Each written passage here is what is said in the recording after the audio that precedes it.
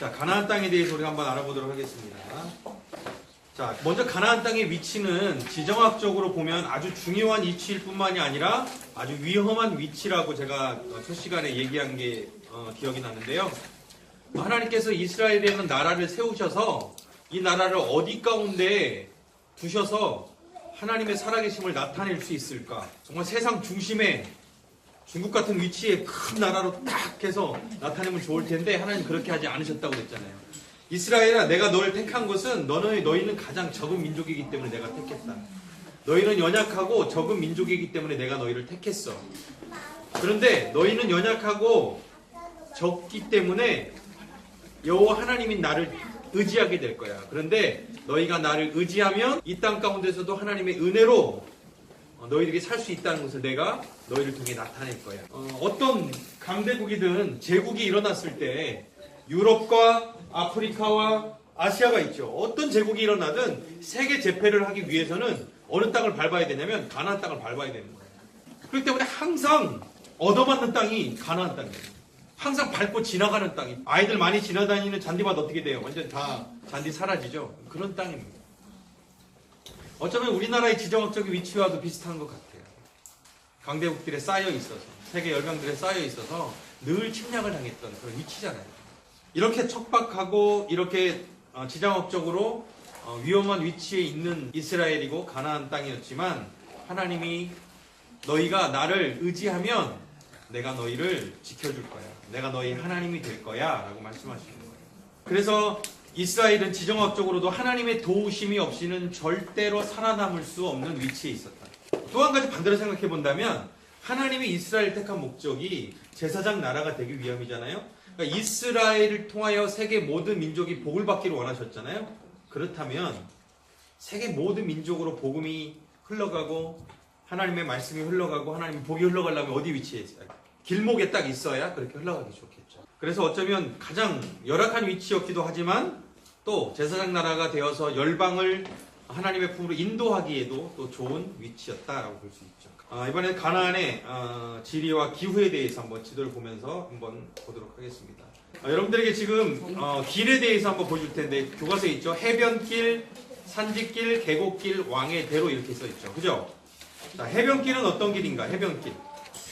해변길은 이집트에서 가나안 땅을 거쳐서 메소포타미아를 연결하는 군사적으로도 또 상업적으로도 아주 중요한 제1국제도로와 같은 거예요. 이게 지금 이게 해변길. 지금 약간 파란색 있죠? 네. 이게 해변을 중심으로 한 해변길이에요.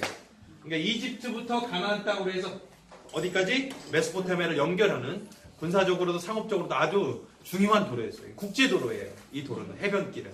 또 한 가지 국제도로가 있는데 제2국제도로가 뭐냐면 바로 여러분들이 잘 아는 킹스 웨이, 왕의 도로입니다. 왕의 도로 저번 주에 나왔었죠. 에돔 사람들에게 통과를 부탁했던 그 도로가 왕의 도로예요. 이 길로 가면 편하니까 가려고 했던 거예요. 근데 에돔 사람이 못 가게 한 거예요. 민수기 20장에서 보면. 아라비아에서 향료를 수입하는 그런 수출을 했던 그런 상업적으로도 중요한 도로였고, 오늘날에는 이 요르단 정부가 길을 닦아가지고 이 도로를 술탄의 길이라고 부르면서 이 다마스커스와 이집트를 연결하는 중요한 통행로로 지금도 사용하고 있습니다.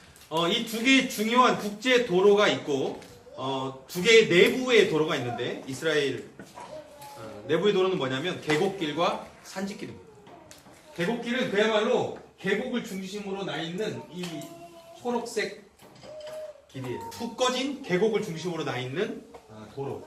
산지길은 뭐냐면 이스라엘은 지금 이 지도를 여러분들이 지도를 보면 어떻게 되냐면 이스라엘은 어떻게 해요? 이 산지를 중심으로. 자, 왕의 도로는 이쪽으로 돼 있어요. 그죠? 그 다음에 해변길은 지금 이 해변길입니다. 해변길은 이렇게 국제도로가 나 있어요. 자, 내부 도로는 두 개가 있는데 뭐냐면 이쪽으로 나 있는 뭐예요? 계곡으로 이어진 계곡도로.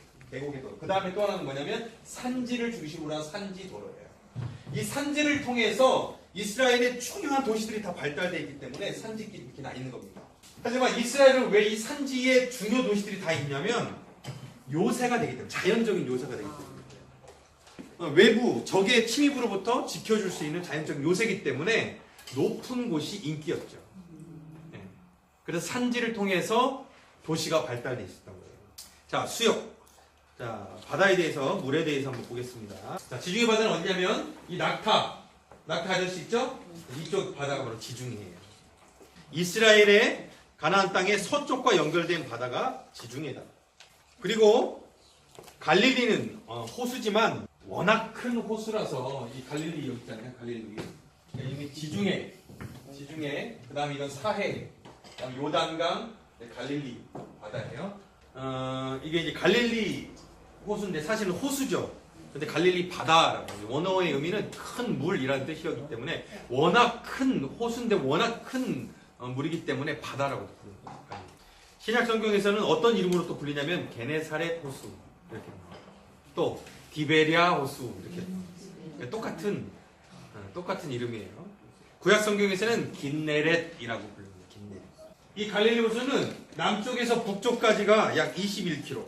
이 가로로 폭이 몇 킬로냐면 13km.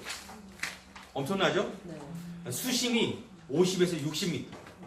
깨끗한 물을 가진 호수이고 어족이 아주 풍부합니다. 그래서 예로부터 어부들의 생활터전이 되어 왔죠.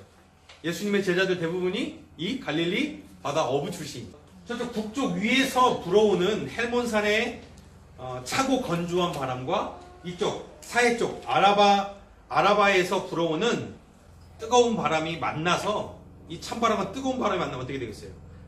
기상 변화가 심해서 자주 광풍이 일어나는 곳이 또한 이 갈릴리 호수였습니다. 그래서 성경에서 보면 광풍 사건이 많이 나오죠. 자, 이건 요단강인데요. 요단강은 레바논의 북쪽부터 발원해서 헬몬산 쪽에서 발원해서 훌레 호수라는 곳으로 흘러 들어갔다가 약 16km 정도를 또 흘러서 갈릴리 호수로 이 물이 들어갑니다. 그리고 갈릴리 호수에서 물이 어떻게 들어가냐면 팔레스타인을 종단해서 최종 종착지인 사해까지 들어갑니다. 헬몬산부터 쭉 와서 훌레 호수를 거쳐서 갈릴리 호수를 거쳐서 어떻게 해요? 사해까지 흘러가는 곳이 바로 요단강입니다. 강폭이 넓은 곳도 있고 좁은 곳도 있어요. 이 강의 전체 길이는 130km라고 하지만 이 꾸불꾸불한 것을 전부 다 측량을 하면 약 320km가 넘는 아주 긴 강줄기입니다. 요단강의 특징은 뭐냐면 우기가 되면 범람에서 강물이 막 요단강 건널 때 그때 마침 추수 때라고 그랬잖아요. 우리 뭐 강이 범람했다고 그랬죠. 여호수아 보면 그렇게 범람할 때가 있고 또 건기에는 어떻게 되면 완전 와리처럼 물이 거의 없는 그렇게 강으로 보여지기도 하는 그런 강이에요. 성경에서 여호수아가 이스라엘 백성들과 함께 건넜던 강이 요단강이고 엘리사의 지시로 나아만이 몸을 씻었던 곳도 요단강이죠. 침례요한의 침례가 있었던 곳도 바로 어디예요? 요단강입니다. 자, 또 사해가 있는데요. 성경 시대에는 염해, 그다음 아라바 바다라고 불리기도 했습니다. 염분 함량이 보통 바다의 6배가 넘습니다. 그래서 생물이 살 수 없죠. 사해는 남북으로 약 80km, 여기도 엄청 큰 그죠? 80km, 동서로 16km. 근데 중요한 것은 뭐냐면 이 수면이 사해의 수면은 우리가 해수면이라고 하잖아요. 해수면보다 약 400m 밑에 있어요. 이해가 되세요? 그러니까 완전히 턱 꺼진 땅이에요. 그러니까 저 지중해 해수면이라고 보면 여기는 완전 거의 400m가 밑으로 꺼진 땅. 신기한 지형이에요. 자, 이스라엘 이게 단면도예요. 보세요. 이스라엘 땅이 가나안 땅이 단면도인데요. 지중해가 있죠, 바다. 그리고 이렇게 예루살렘 감난산에 있는 곳은 산지잖아요. 얘는 엄청 올라가고 얘가 거의 800m예요. 해발. 그런데 여리고 해발 밑으로 내려가죠. 요단강하고 사해 쪽은요 거의 마이너스 400이에요. 400. 그러니까 뭐 높고 낮고 이런 게 엄청나. 이 좁은 땅이 그게 너무너무 심한 거예요. 좀 특수한 지형이죠. 이스라엘 땅은. 이 사해는 생명체는 살 수 없는 죽은 바다라고 생각을 했지만 거기에서 풍부한 광물질이 미네랄에 완전히 막 보고 그래가지고 지금도 사해에 가면 그 사해 비누가 엄청나게 세계적으로 잘 팔릴 거예요. 사해 소금, 사해 비누, 머드팩 끝내주잖아요. 저도 하나 사왔는데 제가 좀 싸다고 요르단 걸 사가지고 매일 요르단 사가지고 발랐는데 냄새 나가지고 버렸어요. 지금도 피부병을 고치는 장소로도 아주 유명하고 그죠? 그래서 피부병 고치러 아예 여기 와가지고 맨날 물 담그고 진흙팩 하면서 이렇게 요양하기도 하고 그래요. 브롬이라고 하는 광물질이 세계 생산량의 4분의 1이 사해에서 나옵니다. 그래서 지금은 아주 버려진 죽은 바다가 아니라 엄청난 도움을 주는 바다가 됐죠. 그래서 또 소돔과 고모라가 있었던 땅이 바로 이 사해 쪽이라고 추측을 합니다. 나일강은 우리가 출애굽기를 공부하면서 등장했던 이집트의 대표적인 강입니다. 지금 여러분들이 보면 오른쪽이 이제 나일강 줄기인데요. 나일강의 줄기는 이쪽 남수단 백나일강과 에디오피아의 청나일강에서부터 발원을 해서 그러니까 남수단하고 에디오피아에서 발원한 강이에요. 이것이 이집트까지 흘러와서 이집트를 통해서 어디로 나가냐면 지중해로 나가는 거예요. 엄청나게 긴 세계적인 강이죠. 총 길이가 6,671km. 어마어마하죠. 고대 이집트 문명이 발달한 것도 이 나일강이 주는 풍성함 때문이라고 하죠. 가장 끝에 이 삼각주로 발달된 곳이 최고의 곡창지대였던 고센 땅입니다. 그러니까 그 요셉의 가족들을 이 고센 땅에서 살게 했던 거예요. 그런데 우리는 농사 짓지 않습니다. 목축업을 합니다. 그래가지고 목축업을 했죠. 이집트 사람들은 사실은 목축업을 천하게 여겼거든요. 원래는 배려를 한 건데 고센 땅과 도시 라암세시 성경에 등장하는 곳이 삼각주 쪽에 있고요. 티그리스와 유프라데스 강을 통해서 메소포타미아 문명이 발생했지. 그 땅은 인간의 힘과 능력으로 세워지는 제국의 중심 발원지. 세계의 문명은 뭐와 함께? 큰 강과 함께 발생한다. 그죠? 그래서 나일강을 통해서 이집트 문명이, 그 다음에 유프라데스, 티그리스 강을 통해서 메소포타미아 문명이, 그죠? 인더스 강을 통해서 인더스 문명이, 그 다음에 황하강을 통해서 황하 문명. 그래서 큰 강을 통해서 문명이 발전된다는 것을 우리가 학교 다닐 때 다 배웠죠. 그죠? 바벨론, 가나안, 이집트, 아수르, 페르시아. 성경을 읽으면서 가나안과 연결된 주변에 있는 많이 들었던 제국이죠.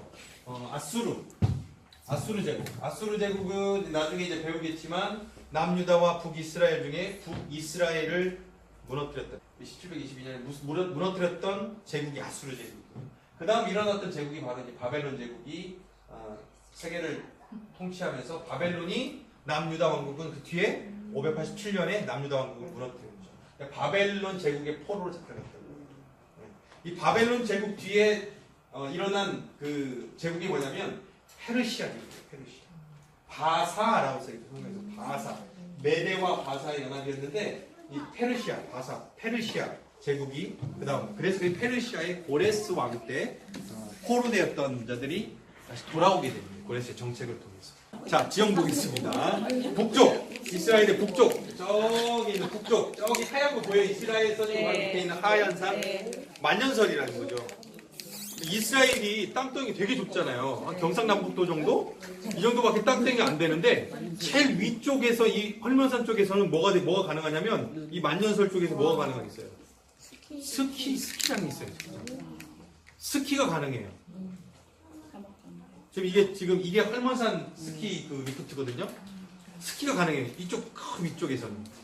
신기하게도 이 아래쪽 네게부 사막 쪽 이쪽 바다에서는 뭐예요? 완전히 선탠이 가능해요. 사해시도 마찬가지예요. 그러니까 그 좁은 땅덩어리에서 엄청난 기후도 다른, 높이도 다른 그러니까 특이한 지형이에요. 사막도 있고, 광야도 있고, 동굴도 많고, 평야도 있고, 산지에 도시가 있고. 가야 되겠죠? 그래서 안 보면 몰라. 그다음에 신광양. 이게 남쪽이에요. 아까 그건 북쪽이잖아요. 신광양. 아데스바네아 이 네게부라고 하는 이 남방 지역 이 사진인데요. 이렇게 생겼어요. 그냥. 엄청난 광야. 1년 강수량이 30mm 미만이죠. 그다음에 여기는 어디냐면 여기는 그 이스라엘이 아닙니다. 여기는 아라비아 사막이에요. 왜 이 아라비아 사막을 여기서 언급하고 있냐면 이 아라비아 사막에서 뭐가 와요? 동풍이 불어오는 거예요. 그러니까 가나안 땅 이스라엘의 동쪽에서 불어오는 바람은 무슨 바람이 있어요? 이 아라비아 사막에서 불어오는 바람이에요. 그러니까 건기에는 이 사막 바람이 계속 불어오는 거예요. 근데 불어오는데 어때요? 너무 뜨겁죠. 건조하고 비가 안 와요. 그러니까 건기 때는 이스라엘은 비가 아예 안 와요. 계속 이 동풍이 부니까. 그 다음에 지중해 바다 아까 봤죠. 지중해 쪽에서는 뭐냐면 서풍이 불어오는데 이 서풍은 비를 불러오는 습한 따뜻하고 습한 바람이 서쪽에서 지중해에서 불어오는 바람. 그래서 우리가 엘리야의 이야기를 읽다 보면 가문 끝에 엘리야가 여기다가 무릎에다 머리 넣고 이거 저는 절대 흉내 낼 수 없는 기도 하잖아요. 우리에게 순교인 기도 있어요. 여기도 안 되는데 지금 집어넣고 기도하잖아요. 그리고 나서 보고 와 구름이 있나? 뭐 구름이 없습니다 하다가 막 주먹만한 보인다고 그래서 비가 오고 그러잖아요. 그게 뭐냐면 그 산에서 지중해를 보는 거예요. 지중해에서 구름이 뜨면 뭐예요? 비가 오는 거예요. 평지는 그야말로 평야지대예요. 이쪽 서쪽 지금 지중해 이 안쪽에 있어서 이쪽은 평평한 평야지대, 곡창지대예요. 평야지대. 산지 말고 이 밑에 평야지대. 그다음에 요단 산지는 아까 얘기했죠. 헤브론, 베들레헴, 예루살렘, 베델 등 모든 성경에서 가장 중요한 도시들이 산지를 중심으로 발달됩니다. 자연적인 요새이기 때문에. 요단 골짜기는 이 골짜기가 어떻게 파여 있어요? 레바논 헬몬산으로부터 쭉 강줄기가 파여 있어가지고 사해까지 오잖아요. 그 강줄기가 엄청 깊다고 그랬잖아요. 그죠? 깊어지니까 이렇게 쭉 올라간 곳이 뭐냐면 바로 이 요단 동편, 지금의 요르단 땅. 이게 지금 요단 골짜기에서 이 동편은 요르단 땅인 거죠. 이 동쪽 고원은 이스라엘 땅에 비해서 물이 많고 비옥해서 에돔과 모압과 암몬, 아모리 족속들이 자리를 잡고 살았습니다. 그래서 그것을 길르앗이라고도 불렀고 요단 동편이라고도 불렀습니다. 자, 밑에서부터 강 4개로 나눠진다고 했잖아요. 에돔, 모압, 암몬. 자, 기후를 한번 보겠습니다. 기후. 자, 우기는 11월에서 약 3월까지. 우기 때는 비가 와요. 아까 어디 쪽에서 바람이 분다? 지중해에서, 서쪽에서. 자, 건기 4월에서 10월까지는 비가 와요, 안 와요? 안 와요. 동쪽에서 바람이 붑니다. 우리나라는 사계절이 뚜렷하지만 이스라엘은 우기와 건기로 나눠져 있어요. 그래서 이스라엘은 농사를 어떻게 질 수밖에 없냐면요. 이른 비가 내려주고 늦은 비가 내려줘야 돼요. 이스라엘은 이른 비가 내려줘야 파종을 할 수 있고 마지막에 늦은 비가 내려줘야 식물이 성장할 수 있어요. 그래서 이스라엘에는 이른 비와 늦은 비가 없으면 농사가 안 돼요. 그러니까 하늘이 돕지 않으면, 하늘에서 비를 내려주지 않으면 하나님의 은혜가 아니면 살 수 없는 곳이라고. 이것은 예수님께서 하신 말씀인데요. 서쪽에서 오는 바람과 동쪽에서 오는 바람에 관한 말이에요.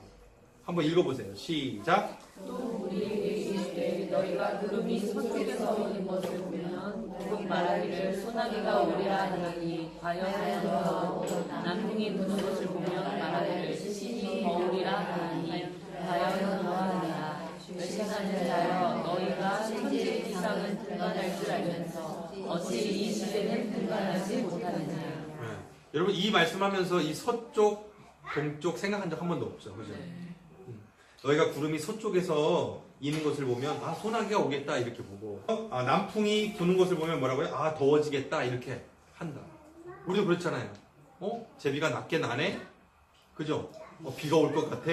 뭐 이런 거. 그러니까 너희가 이렇게 보면서 천지의 기상은 분간할 줄 알면서 너희가 왜 시대는 분간하지 못하느냐. 시대를 분별할 줄 아는 것이 그리스도인의 지혜입니다. 그래서 그리스도인들은 하나님의 말씀을 연구하고 읽어야 되고요. 이 시대, 세계가 돌아가는 세계의 정세에 대해서도 밝아야 됩니다. 왜냐하면 하나님께서 주님이 다시 오심에 대한 약속과 예언들을 요한계시록을 통해서 또 다니엘서를 통해서 하나님께서 약속하신 그 말씀들이 앞으로의 시대 가운데 이루어지고 있고 이루어질 것인데 그것이 어떻게 되냐면 그냥 우리에게가 아니라 온 세계와 열방 가운데 하나님이 그 일들을 시대를 통해서 나타내고 이루신다. 그래서 시대를 분별할 줄 알아야 돼요. 시대가 어떻게 가는지를 알아야 돼요. 그래서 많은 사람들이 마지막 시대가 가까웠어, 말세 때가 가까웠어 이런 얘기를 하지만 왜 그렇게 얘기하는지, 왜 그런 때라고 지금 바라보고 있는지를 여러분들이 분별할 수 있어야 됩니다. 그 중에 하나가 뭐냐면 이스라엘입니다. 이스라엘이 어떻게 되고 있고 어떻게 가고 있고 어떤 상황 속에 있는지를 우리는 잘 봐야 돼요. 왜냐하면 그 이스라엘에 대한 것을 하나님께서 이미 말씀으로 약속하고 언약으로 말씀해 주셨기 때문에. 그러니까 이스라엘이 어떻게 가고 있는지, 이스라엘이 어떻게 행하고 있는지, 이스라엘에 어떤 일이 일어나고 있는지를 보는 게 되게 중요해요. 한서의 차이로 생기는 이슬이 건기를 견디게 하는 거예요. 특별히 목축업을 하는 사람. 아니 그 땅에서 무슨 물이 있어요? 어떻게 견뎌요? 그런데 또 신기한 것은 광야는 뭐예요? 기온의 차이가 너무 큰 거예요. 기온의 차이가 너무 커요. 그러니까 낮에는 뜨거워서 못 살겠는데 밤에는 이 겉옷이 없으면 죽을 정도로 추워요. 네. 그래서 제가 얘기했죠. 겉옷은 생명이라고 했잖아요. 그래서 겉옷을 저당 잡혀도 빚을 져가 저당 잡혀도 해가 지기 전에 돌려주라고 하는 이유가 그거라고 그랬잖아요. 죽임이에요, 죽임. 겉옷을 뺏는 것은. 그렇게 추운 날씨와 뜨거운 날씨가 있는데 온도차가 있는데 그걸로 인해서 뭐가 생겨요? 이슬이 생기죠. 그 이슬로 목축하는 그 양들이나 또 광야 생활하는 사람들이 목을 축일 수 있습니다. 비를 어떻게 저장했냐면 웅덩이를 파서 빗물을 저장했어요. 왜냐하면 우기에는 물이 있지만 건기에는 물이 아예 없잖아요. 그래서 우기에 충분한 물을 저장해놔서 어떻게 써요? 가축이나 또 농사할 때 쓸 수 있는 거예요. 그러니까 요셉을 형들이 빠뜨린 그 구덩이가 뭐냐면 이 물구덩이. 지금 여기 요셉 있잖아요. 요셉 있죠? 요셉. 자, 사탄의 유혹으로 발생된 종교들. 왜 하나님께서는 가나안 땅에 이스라엘 백성들이 들어가기 전부터 계속해서 이 가나안의 문화와 종교에 대해서 그토록 경계하셨을까? 여러분 얼마나 그 우상 숭배의 세력이 영향력이 막강했으면 사사 시대에도 계속해서 이스라엘 백성들이 그 땅의 신들을 섬기게 되어버려요. 가나안 땅의 고대사를 연구하다 보니까 발굴된 이 가나안 땅에서 섬기된 그 신들이 대부분 뭐냐면 이 자연의 힘을 의인화한 신들이 발굴되는 거예요. 자연의 힘을 의인화한. 왜냐하면 가나안 땅은 농경 문화를 배경으로 가지고 있죠. 또 가나안 땅은 어때요? 4월부터 10월까지는 비가 오지 않는다고 그랬죠. 그러니까 비가 내려야만 농사가 지어집니다. 그래서 비와 풍요를 주관하는 신을 섬길 수밖에 없는 거죠. 그 땅에서. 엘이라고 하는 신이 있습니다. 비와 풍요를 주관하는 신이에요. 엘. 지금 엘 신이에요. 엘. 비와 풍요를 주관하는 신. 그리고 그의 아내인 아세라 여신이 있습니다. 그리고 엘로부터 풍요를 주관하는 아들 신인 바알이 나왔고요. 전쟁을 주관하는 신인 아낫이라고 하는 아나신이라고 하는 딸 신이 나왔습니다. 그런데 이 엘과 아세라 이 부부가 금술이 좋아져야 비가 내리는 거예요. 그렇기 때문에 비가 안 오면 이들은 어떤 의식을 치렀냐면 신전에다가 창기를 두고 제사 드리러 온 남자들과 성관계를 갖게 합니다. 그러니까 그런 자극을 받아서 신이 흥분을 하고 신이 비를 내려준다 이렇게 생각하는 거예요. 그래서 가나안의 종교는 성적 타락과 맞물려 있는 거예요. 그래서 하나님이 레위기 제가 공부했죠. 레위기. 그렇죠? 레위기 18장부터 그 땅에 있는 문화에 대해서 하나님이 절대 따라가지 말라고 하는 문화들. 얼마나 그 성적으로 극심한 타락이 있었어요? 그게 그 땅의 문화였던. 그 땅에는 또 어떤 신도 있다고 그랬어요. 우리가 보니까 몰렉 신까지 생겼다고 그랬어요. 몰렉 신. 몰렉 신은 사람의 몸과 소의 얼굴을 가진 신. 이 단에다가 자식을 태워요. 이 몰렉 신을 때는데 자식을 태워드리는데 첫 번째 다산을 위해서 재산이잖아요. 다산과 풍요를 위해서 자식을 드렸고요. 두 번째는 전쟁에 승리하기 위해서 자식을 드렸어요. 그 또 자식을 드린 사람의 슬픔을 잊게 하기 위해서 어떻게 해요? 또 창기들과 성창과 관계를 맺어요. 가나안 땅의 모든 종교는 성적 타락과 연결되어 있다. 그것이 문화가 되는 거예요. 그것이 문화인 거예요. 그 타락이 만연한 문화가 되는 거예요. 또한 태양신을 숭배하고 태양신이지.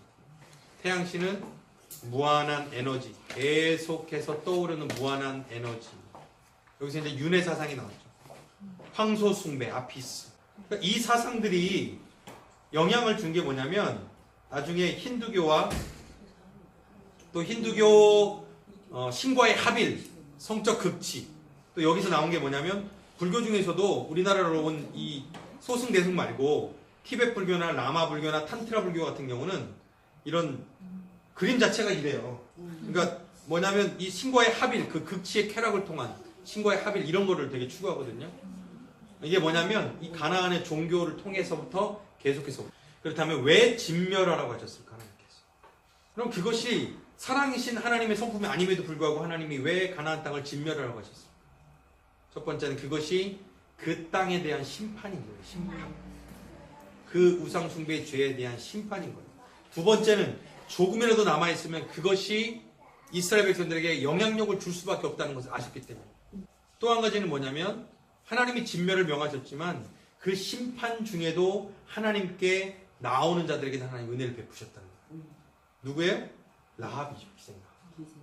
기브온 백성도 살림을 받았죠. 이스라엘 백성들이 정신을 똑바로 차리지 않으면 그 문화에 대한 확실한 결단이 없으면 언제든지 이 문화에 대해서 영향을 받을 수밖에 없다는 것을 아셨기 때문입니다. 여러분 생각해 보십시오. 광야 생활 40년 동안 한 여인들이 있어요. 선크림 발랐어요? 아니요. 안티에이징 크림 발랐어요? 황금 마스크팩 썼을까요? 아니요. 그야말로 잘 구분이 안 됐겠죠. 남성과 여성. 가나안 땅에 들어와 보니까 어때요? 여성들이 예뻐. 엄청 꾸며. 부유하고 문화에, 화장 문화에, 또 이집트의 그런 문화에 영향을 받아서 성적으로 타락하고 쾌락의 극치를 추구하는 그런 가나안의 여인에게 이스라엘 백성들이 눈을 돌렸을까 안 돌렸을까요? 돌렸죠. 죽이기엔 너무 아까운 거예요. 살려주세요 하면 살려주고 싶은 마음이 들어. 너는 물 길러. 그런데 그들이 그렇게 남겨둔 가나안 사람들로 인해서 여러분들이 앞으로 읽어가는 사사시대를 보면 그들의 문화 가운데 완전히 빠져버린 모습을 보게 됩니다. 하나님이 그래서 진멸하라고 하십니다. 야, 너희들 남겨두면 얘네들 남겨두면 얘네들의 문화에 금방 없어져. 너희들이 아무리 정신교육했고 너희들이 아무리 모세가 그렇게 흩어지도록 유언했고 너희들이 아무리 하나님이 살아계심을 그렇게 보고 매일 만나를 먹었어도 그 땅의 문화를 너희들이 접하면 빠질 수밖에 없어요. 여러분 아이들에게 정말 아이들을 순수하게 키우겠다고 여러분들이 그렇게 키우고 성경 말씀 가르치고 순수하게 키운다 해도 애들이요 학교 가서 세상 문화들 사춘기에 딱 그 접하면요 그냥 빠져드는 거예요. 우리 애들은 탄산음료 안 먹였어요. 요구르트만 먹이고 그렇게 해도 애들을 그 사이다 한 잔 먹는 순간에 왜 엄마가 이런 짜릿한 음료를 이제껏 나에게 먹이지 않았나? 지는 먹으면서 그래서 한 번 먹으면요 그때부터는 못 끊는 거예요. 그러면 이게 짜릿함이고요 자극이거든요. 아이들을 뭐 어디 유학 보내고 어디 뭐 보내면서 걱정들 하죠. 아 요즘 대학의 문화가 막 이렇다는데. 근데 아이들이 그 대학의 문화에 젖어들면 순수한 아이들일수록 어떻게 해요? 금방 빠져요. 금방 빠져. 어떻게 그렇게 빨리 배우는지. 여러분 세상의 문화는 그래요. 그렇게 자극적이고 그렇게 사람들의 마음을 빼앗는 그런 그렇죠. 죄의 문화가 그렇잖아요. 여러분 죄가 달콤하지 않아요? 쾌락이 주는 달콤함이 있지 않겠어요? 그래서 하나님은 그 땅에 가나안 땅을 진멸하라는 이유가 너희들 조금이라도 남아있으면 이 땅에 영향을 받을 수밖에 없어요. 너희들 조금이라도 살려두면 얘네들의 영향을 누들이 받게 돼요. 여호수아서로 돌아가면 가나안 땅에 대해서 배웠고요. 모세 이전에는 기록된 하나님의 말씀이 없었습니다. 그래서 아브라함이나 야곱에게 말씀하실 때 하나님 어떻게 말씀하세요? 음성을 들려주시죠. 직접 나타나서 말씀하시죠. 그러다가 모세를 통해서 하나님이 말씀을 기록하게 하셨습니다. 율법을 기록하게 하십니다. 그리고 이스라엘 백성을 택하셨습니다. 그 목적이 뭐냐면 이스라엘만을 구원하기 위함이 아니라 이스라엘 백성들에게 이 하나님의 말씀을 율법을 맡기시기 위함입니다. 그래서 이 계시된 하나님의 말씀을 통해서 모든 민족이 온 세계가 하나님을 알고 하나님의 백성이 되게 하는 것을 하나님이 목적으로 두셨어요. 야, 너희들 통해서 내가 누구인지를 온 세상 백성들이 알게 할 거야. 너희가 좀 세상에 빛이 되어줘 보렴. 그 너희의 그 빛을 보고 그 빛을 모르는 자들이 이런 빛이 어디에서 왔지? 나도 이 빛을 좀 알고 싶다. 그러면서 하나님에 대해서 궁금해할 때 하나님의 말씀을 통해서 하나님을 알게 해요. 하나님은 이스라엘을 통해서 맺은 언약을 통해서 이 계획을 이루어가고 계시고 그 하나님께서 궁극적으로 원하시는 하나님의 계획이 무엇일까요? 바로 하나님의 나라, 완전한 통치가 이루어지는 하나님의 나라를 이루시고자 하시는 것이죠. 회복하고자 하시는 것이죠. 하나님의 나라는 하나님이 통치하시는 나라인 것이죠. 에덴으로부터 죄로부터 잃어버렸던 이 왕 대신 하나님이 완전하게 통치하시는 그 통치, 그것이 회복되는 것이 하나님의 꿈이고 하나님 나라의 회복이었습니다. 그것을 에덴을 회복하고 싶습니다.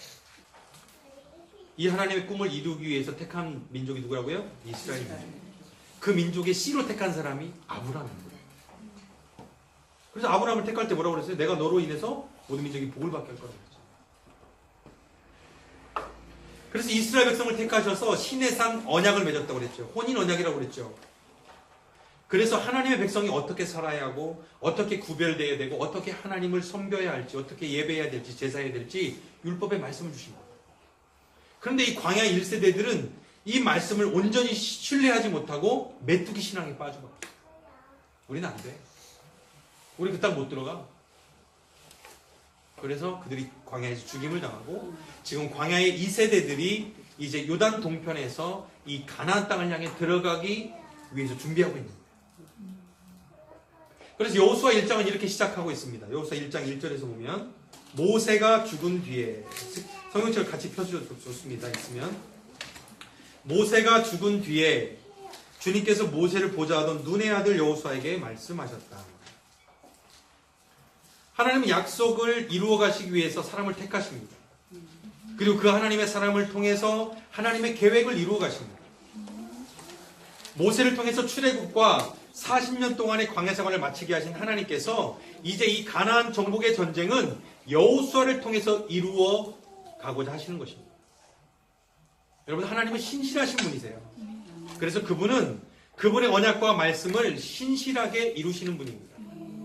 그분은 사람이나 환경에 영향을 받는 분이 아니십니다. 이스라엘 백성들 광야 1세대들이 광야에서 불순종함으로 말미암아 40년의 시간이 늦춰지고 그 언약이 성취되지 못하게 되는 것이 아니라 하나님은 또 다음 세대를 세우시고 또 다른 지도자들을 세우셔서 약속하신 가나안 땅을 정복하게 하시는 거예요. 여호수아 1장 3절 말씀에 내가 모세에게 말한 대로 너희 발바닥이 닿는 곳은 어디든지 내가 너희에게 주겠다. 개혁성경과 원어적 의미는 뭐냐면 주었다, 완료형 시제로 쓰여져 있어요. 이 하나님 말씀은 내가 너희들에게 땅을 줄 거야, 그러니까 들어가라, 이런 말이 아니에요. 내가 이미 너에게 주었다는 거예요. 이미 내가 너에게 주었으니 내가 너와 함께 할 것이니 내가 너를 떠나지 않을 것이니 너는 두려워 말고 그 땅에 들어가서 그 땅을 밟는 땅을 다 취하라는 거예요. 여러분, 여호수아에게 이렇게 말씀하신 이유가 무엇일까요? 이 가나안 땅은 너희의 힘이나 능력으로 차지하는 땅이 아니다. 내가 이미 너희 조상들을 통해서 약속으로 준 이 땅을, 이미 준 땅을 너희는 믿음으로 말미암아, 순종함으로 말미암아 이 땅을 정복하고 차지하는 것이다. 이것을 여호수아에게 1장에서 말씀해 주신 거예요. 그래서 하나님의 나라는 하나님께서 이미 이루신 나라를 우리가 누리는 것입니다. 신약 성경에서 하나님의 나라, 천국은 침노하는 자의 것이다. 이게 무슨 뜻이냐면 침노하는 자가 소유한다는 것은 하나님께서 아직 이루시지 않았는데 내가 침노함으로 말미암아 내 힘으로 하나님의 나라를 건설하게 된다, 그런 뜻이 아니에요. 이미 이루어 놓으신 하나님의 나라를 우리가 믿음으로 말미암아 들어가는 것, 그 들어가는 자가 하나님의 나라를 누리게 된다는 뜻이에요. 그래서 하나님의 나라는 우리의 약함이나 우리의 부족함이나 이런 것과 상관이 없어요. 우리의 패배와도 상관이 없습니다. 하나님의 나라는 절대 망하지 않습니다. 하나님의 나라는 영원합니다. 사람이나 환경에 의해서 바뀌거나 영향을 받는 나라가 아닙니다. 하나님의 계획도 마찬가지예요. 우리 한 사람이 그 계획을 틀었다고 해서 하나님의 계획에 차질 있는 분이 아니에요. 내가 안 하면 뭐 하나님 못 하시겠지. 이런 하나님이 이런 분이 아니에요. 우리가 다 하나님의 나라를 거부한다 할지라도 하나님의 나라는 쇠하거나 부족하거나 결코 망하지 않는다. 모든 사람이 오늘날 부활하신 예수 그리스도를 거부하고 십자가의 복음을 거부한다 할지라도 주님은 절대 손해볼 것이 없다는 거예요. 주님은 그 계획을 이루어 가실 수 있는 분입니다. 하나님은 그분 자체로 홀로 영원하시고 그분 자체로 홀로 영광스러운 완전하신 분이십니다. 그래서 하나님은요, 너희들이 아니면 이 돌들로도 이스라엘 백성을 만들 수 있다고 말씀하신 이유가 그런 거예요. 야, 꼭 너희들이만 하는 줄 아니? 너희들이 아니었다는 돌들로도 만들 수 있는 하나님이에요. 나는 돌들로도 찬양을 받을 수 있는 하나님이에요. 그런데도 내가 너희를 택한 것이 은혜지. 그래서 교만하지 마. 나 없으면 안 된다고 그런 생각하지 마. 하나님께서 여호수아에게 계속해서 말씀하시는 것이 있습니다. 네가 할 일은 율법책에서 떠나지 않는 거야. 좌로나 우로나 치우치지 않는 거야. 여호수아 1장 7절 8절 말씀. 네가 할 일은 군사력을 키우고 무기를 만들고 더 큰 능력을 발휘하는 일이 아니라 나의 말씀 안에, 나의 안에 거하며 내 말씀을 듣고 내 말에 순종하면 된다는 거예요. 그러면 이미 취한 이 땅을 네가 정복할 수 있도록 내가 돕겠다는 거예요. 용기를 가져. 용기를 가져. 계속 두려워하지 말라고 하신 이유가 무엇일까요? 여호수아가 그만큼 두려웠던 거예요. 여러분, 그 큰 종 모세의 뒤를 이어서 백성들을 이끈다는 것이 얼마나 힘들다는 것을 여호수아는 누구보다 잘 알았어요. 그 지도자의 자리가 너무너무 힘들다는 것을 여호수아는 누구보다 잘 알고 있었어요. 그래서 두려웠습니다. 과연 모세처럼 할 수 있을까? 모세의 반만이라도 흉내낼 수 있을까? 하나님이 나에게 하나님의 임재를 보여주시지 않으면 어떡하지? 내 지도력을 인정해 주시지 않으시면 어떡하지? 백성들이 나를 원망하고 불평하고 나에게 대적하면 어떡하지? 이런 두려움이 있었던 거예요. 하나님 계속 말씀하시죠. 여호수아 1장에서 두려워하지 마. 담대해. 내가 너와 함께 할 거야. 모세와 함께 했던 것처럼 내가 너와 함께 할 거야. 너는 순종하기만 해. 내 안에 거하기만 해. 이미 취했어. 이미 그 땅은 정복된 거야. 너는 그 땅을 밟기만 하면 돼.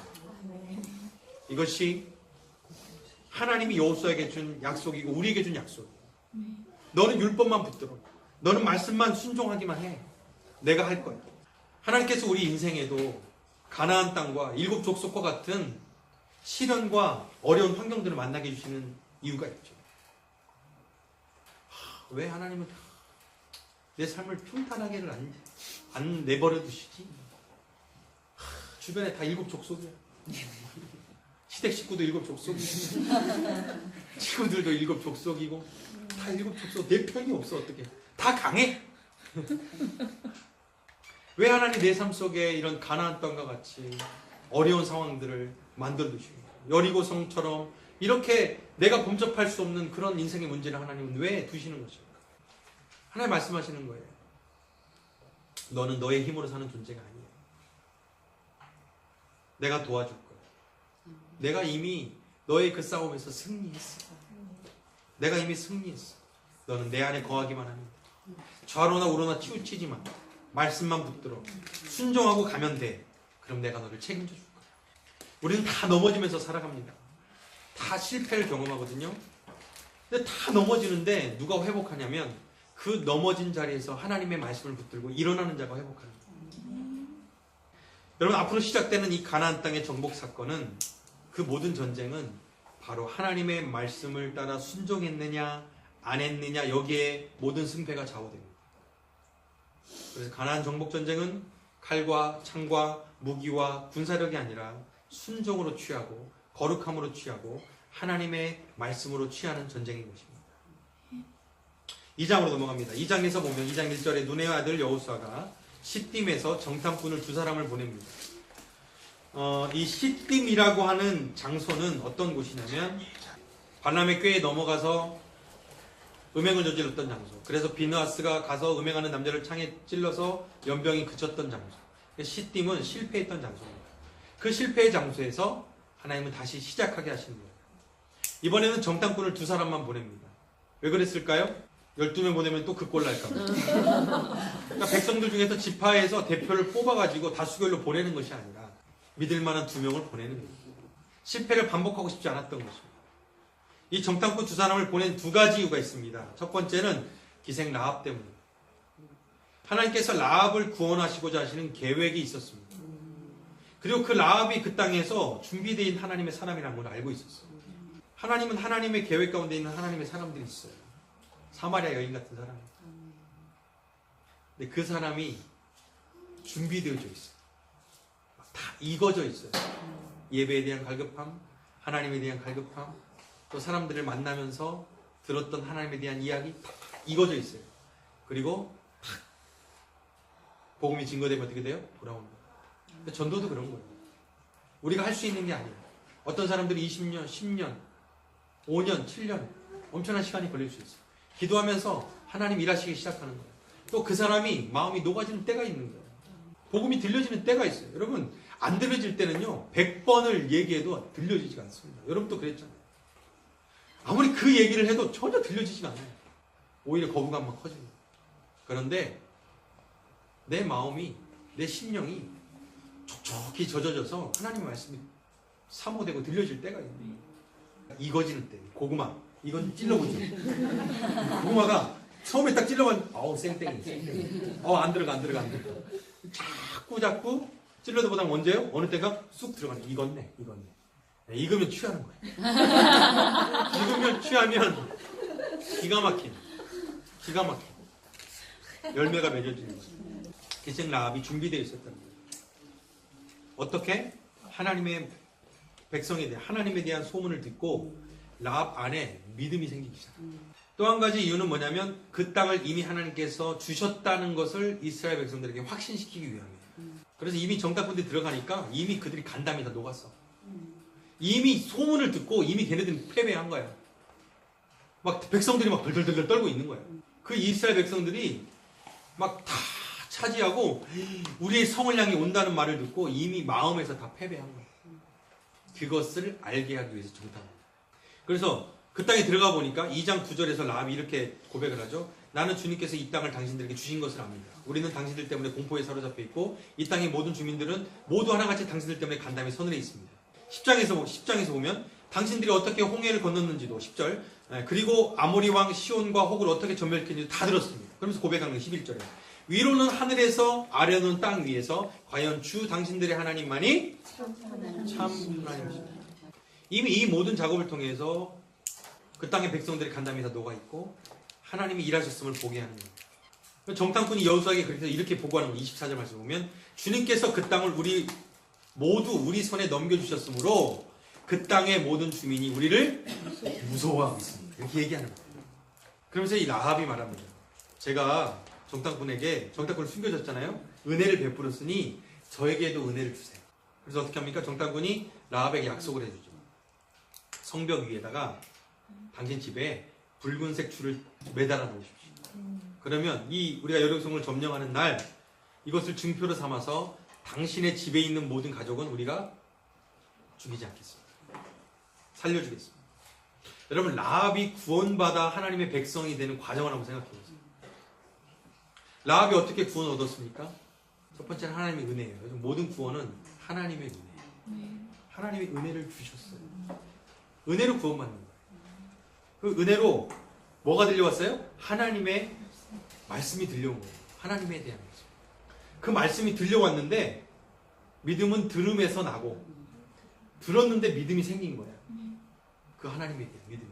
그리고 어떻게 해요? 그 믿음대로 정탐꾼을 살려주면서 행동하고 결단했어요. 그래서 구원을 얻었어요. 그 구원을 얻는 사건을 보면 어떤 사건과 오버랩이 되냐면 바로 유월절 사건과 오버랩이 됩니다. 믿음으로 어린 양을 잡아서 그 피를 문설주와 임방에 바른 집은 죽음의 저주로부터 넘어갔죠. 그것이 6월절 사건입니다.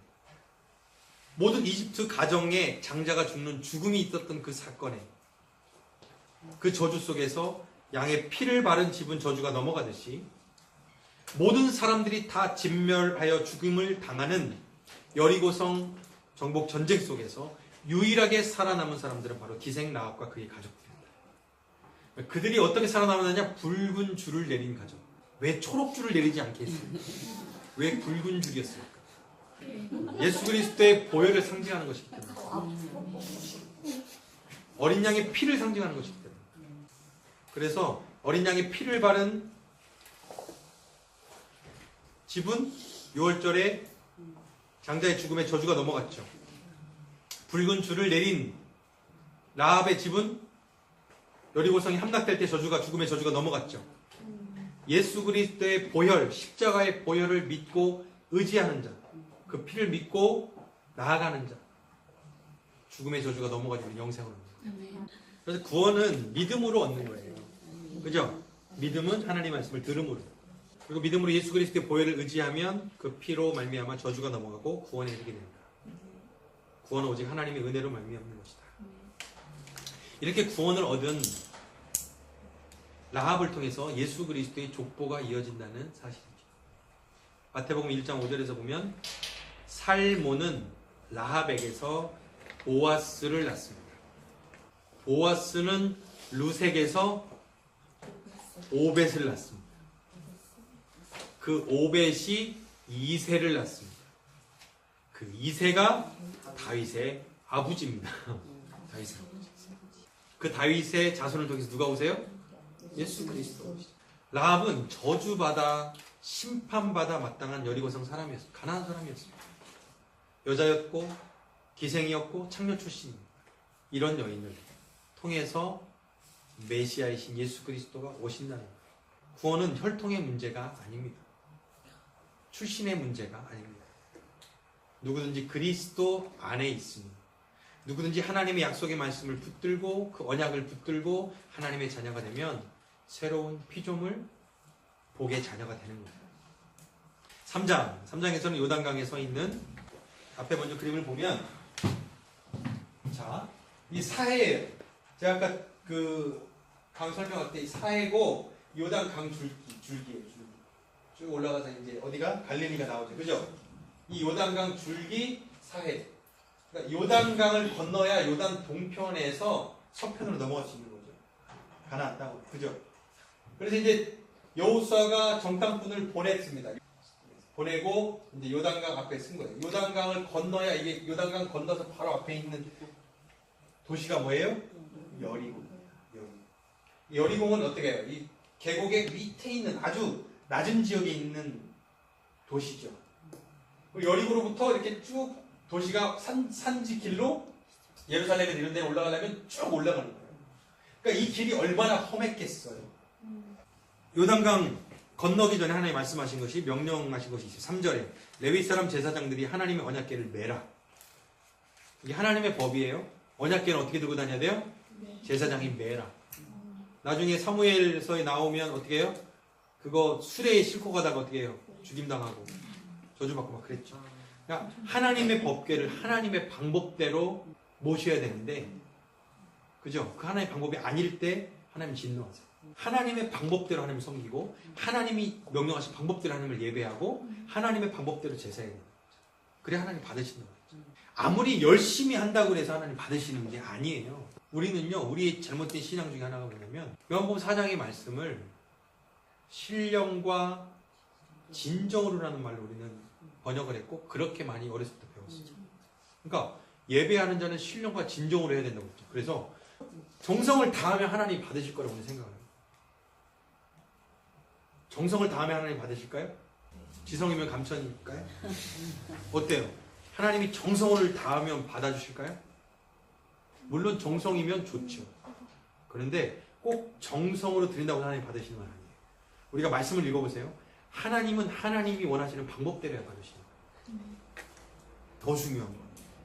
근데 우리 신앙인들이 뭐냐면 신령과 진정으로 한다고 내가 정성으로 신앙생활 하면서 하나의 방법대로 하지 않고 정성으로 해놓고 하나님이 복 주시지 않는데, 저는 정성으로 섬겼습니다. 저는 정성으로 예배했어요. 저는 약간 정성으로 활동했거든요. 근데 왜 나한테 복을 안 줘? 시험 듭니다. 정성으로는 했는데 정법으로 안 했어요. 그런 일들 많아요. 우상 섬기듯이 정말 지성을 드리면 된다고 생각하는 것이 기복신앙이 믿는 것이. 하나님은요, 하나님의 방법대로 섬겨야 되는 거예요. 그래서 신령과 진정으로 그것을 번역한 것은 잘못된 번역이고요. 영과 진리예요. 성령과 진리된 말씀으로 하는 거예요. 예배는 영으로 예배하는 거예요. 하나님의 성령으로. 그리고 진리 대신 말씀의 진리 안에서 예배하는 거예요. 그 예배를 하나님이 받으시는 예배예요. 아무리 정성을 들여도, 아무리 지성을 들여도, 여러분 내가 다급하면 우리는 정성을 들이잖아요. 근데 그 대상이 우상 숭배하듯이 하나님을 섬기는 것이면 그건 하나님의 복을 받을 수 없어요. 자, 4절 말씀이에요. 3장 4절. 언약궤를 백성들과 2000보좀 거리를 띄우라. 그래서 언약궤와 백성들 사이에는 약 1km가 넘는 거리에 떨어져 있죠. 그죠? 언약궤 1km. 그죠? 백성들에게 성결을 명령하십니다. 5절에서. 그리고 13절에서 보면 언약궤를 맨 제사장들의 발이 요단강 물에 닿으면 요단강이 갈라질 것이라고 했어요. 여러분 홍해 사건을 한번 생각해 보세요. 홍해는 어떻게 했어요? 모세가 지팡이로 가르고 나서 백성들이 건넜다는 거예요. 가르고 나서 건너는 건 어렵지 않죠. 근데 안 갈라졌는데 발걸음을 내딛는 건 쉬워요? 어려워요? 네? 지금 막 물이 넘실거리고 있어. 근데 믿음으로 하나님이 발을 내딛으면 건널 수 있대. 한번 탄천 가서 해볼까요? 어떻게 믿음으로 발걸음 내딛을 수 있겠어요? 홍해보다 1세대보다 더 큰 믿음을 요구하십니다. 하나님 우리에게도 어제보다 더 큰 믿음을 요구하십니다. 우리의 믿음의 수준이 거기에 머물러 있지 않기를 원하십니다. 그래서 하나님이 모세를 통해서도 마찬가지예요. 모세에게도 반석을 쳐서 물을 내라고 하시고 그 다음에는 반석을 명하여 물을 내라고 하세요. 근데 모세가 어떻게 해요? 혈기로 쳐버리죠. 내가 이 패역한 백성들아 물이나 먹어라! 그래서 쳐버리죠. 내가 언제까지 너희들을. 그것 때문에 사실 모세가 성경 말하고 있어요. 그것 때문에 모세가 가나안 땅에 못 들어갔던 거예요. 하나님 우리에게 더 큰 믿음의 수준이 업그레이드 되기를 원하십니다. 그렇게 갈라진 요단강을 마른 땅처럼 건너고 나서 하나님이 무엇을 명령하셨을까요? 요단강 가운데서 12개의 돌을 취해서 기념비를 세우라는 거예요. 또 12개의 돌을 취해서 요단강 그 제사장들이 섰던 자리에서 또 기념비를 세우라는 거예요. 이게 뭐예요? 왜 그 기념비를 세우라고 했어요? 이것이 너희 자손들에게 교훈이 되게 하기 위해서. 여러분 그때 스마트폰 있었다면 여러분 요단강이 갈라지고 있습니다. 제사장들이 발길을 내디딜 때 갈라졌어요. 여러분 보십시오. 유튜브 올리고 카스 올리고 그러면 어떻게 해요? 막 댓글 저 조작이야 조작 맞아 막 이렇게 하겠죠. 막. 그렇죠? 그러면 증거가 되잖아요. 백성들한테. 그런데 그 당시 그런 게 어디 있어요? 그러니까 뭐예요? 기념비를 세워서 저 자녀들한테 이렇게 교육하라는 거예요. 여기 지날 때마다 저 12돌이 뭔지 아니? 저 돌은 너희의 선조이신 이스라엘 백성들이 이 요단강을 마른 땅처럼 건너고 나서 하나님이 세우라고 하신 그 기념비야. 저 돌 모양 봐봐. 강 속에 있었던 돌이거든. 하나님이 이렇게 살아계신 분이시야. 그래서 너도 하나님을 섬겨야 돼. 그 하나님은 너희들의 인생을 책임져 주시는 전능하신 하나님이시고 우리 이스라엘 백성들은 그 하나님의 말씀대로 살아야 돼. 이 교육을 하는 거예요. 근데 이 교육에 실패합니다. 그 결과가 사사시대. 너희의 자손들에게, 너희의 자녀들에게 쉬지 않고 계속해서 가르치라는 거예요. 신명기, 쉐마. 계속해서 이마에도 붙이고 팔목에도 메어서 또 문설주에도 달아서 계속 가르치라는 거예요. 여러분들이 하나님을 경험하는 건 너무너무 중요합니다. 여러분들이 기적을 경험하고 여러분들이 하나님의 성령의 능력을 경험하는 것도 되게 중요해요. 그런데 그 경험한 그 하나님에 대한 기적이 여러분들 자녀 세대로 흘러갈 수 있도록 해야 됩니다. 여러분들의 간증이 여러분들의 자녀에게 하나님의 살아계심에 대한 확신이 될 수 있도록 해야 됩니다. 저는 그래서 사춘기 때 방황을 했지만 저희 어머니가 경험한 하나님이 너무 뚜렷해가지고 제가 도저히 하나님을 부인하거나 떠날 수가 없겠더라고요. 하나님이 살아계신다는 걸 내가 부인할 수가 없어요. 그 어머님을 통해서 경험한 하나님의 살아계심이 너무 나에게 확실했기 때문에. 여러분들이 하나님을 경험하는 거 소중한 일이에요. 귀한 일이에요. 그런데 내가 경험한 그 하나님을 우리 아이들은 경험할 방법들이 많이 없는 거예요. 우리 아이들은 다 공부에 노예가 돼 있죠. 여러분들 그 공부시키는 것만큼 성경 공부 중요시 생각하세요? 솔직하게 생각해요. 다 시간 남으면 해. 너 학원 다 가고 시간 남으면 해. 그러잖아요. 애들 수련회 가고 성경학교 가는 거, 캠프 가는 거 그렇게 중요하게 생각하세요? 아이들에게 정말 하나님의 말씀을 배우고 하나님의 말씀을 깨달을 수 있는 기회는 우리가 열어주지 않으면서 신앙교육을 책임져 달라고 교회에 요구를 해요. 말도 안 되는 일이에요. 일주일, 6일, 23시간 다 가정에 있고 1시간 교회 보내면서 책임져 달래. 이스라엘 가정교육은요, 신앙교육은요, 가정에서 이루어져요. 가정에서 하나님을 경험하고 가정에서 말씀을 읽고 하나님을 경험해요. 교회는 그렇게 갈 수 있도록 아이들에게 하나님의 말씀과 복음과 훈련을 시켜주는 것이에요. 이스라엘 백성들에게 가르치라는 거예요. 자녀들에게 가르치라는 거예요. 늦었다고 생각하지 마시고요. 지금부터라도 기도하고 눈물로 가르치세요. 지금 안 듣더라도, 지금 아무리 사춘기라 하더라도, 지금 아무리 머리가 컸다 하더라도 여러분들이 가르치면요, 여러분들이 눈물로 호소하면요, 그게 들려지는 날이 있어요. 그것을 위해 기도하세요. 하나님, 내 자녀가 너무 머리가 컸어요. 이제 어른이 됐어요. 이제 안 들어요. 교회 나오도 들은 채 만채예요. 그런데 그 아들에게도 들려질 때가 있다니까요. 그 자녀에게도 들려질 때가 있어요. 지금은 어머니의 말을 잔소리처럼 듣는데 결혼하면서 기가 막히게 믿는 아내를 만나서, 믿는 남편을 만나서 구원이 이루어지는 경우도 있어요. 아니면 그렇게 하고 신앙 떠나갔는데 자녀가 안 생겨. 내 인생에 진짜 풀 수 없는 고난을 만났어.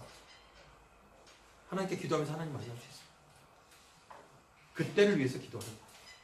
그때를 위해서 하나님 전하는 거예요. 늦었다고 생각하지 마세요. 안 된다고 생각하지 마세요.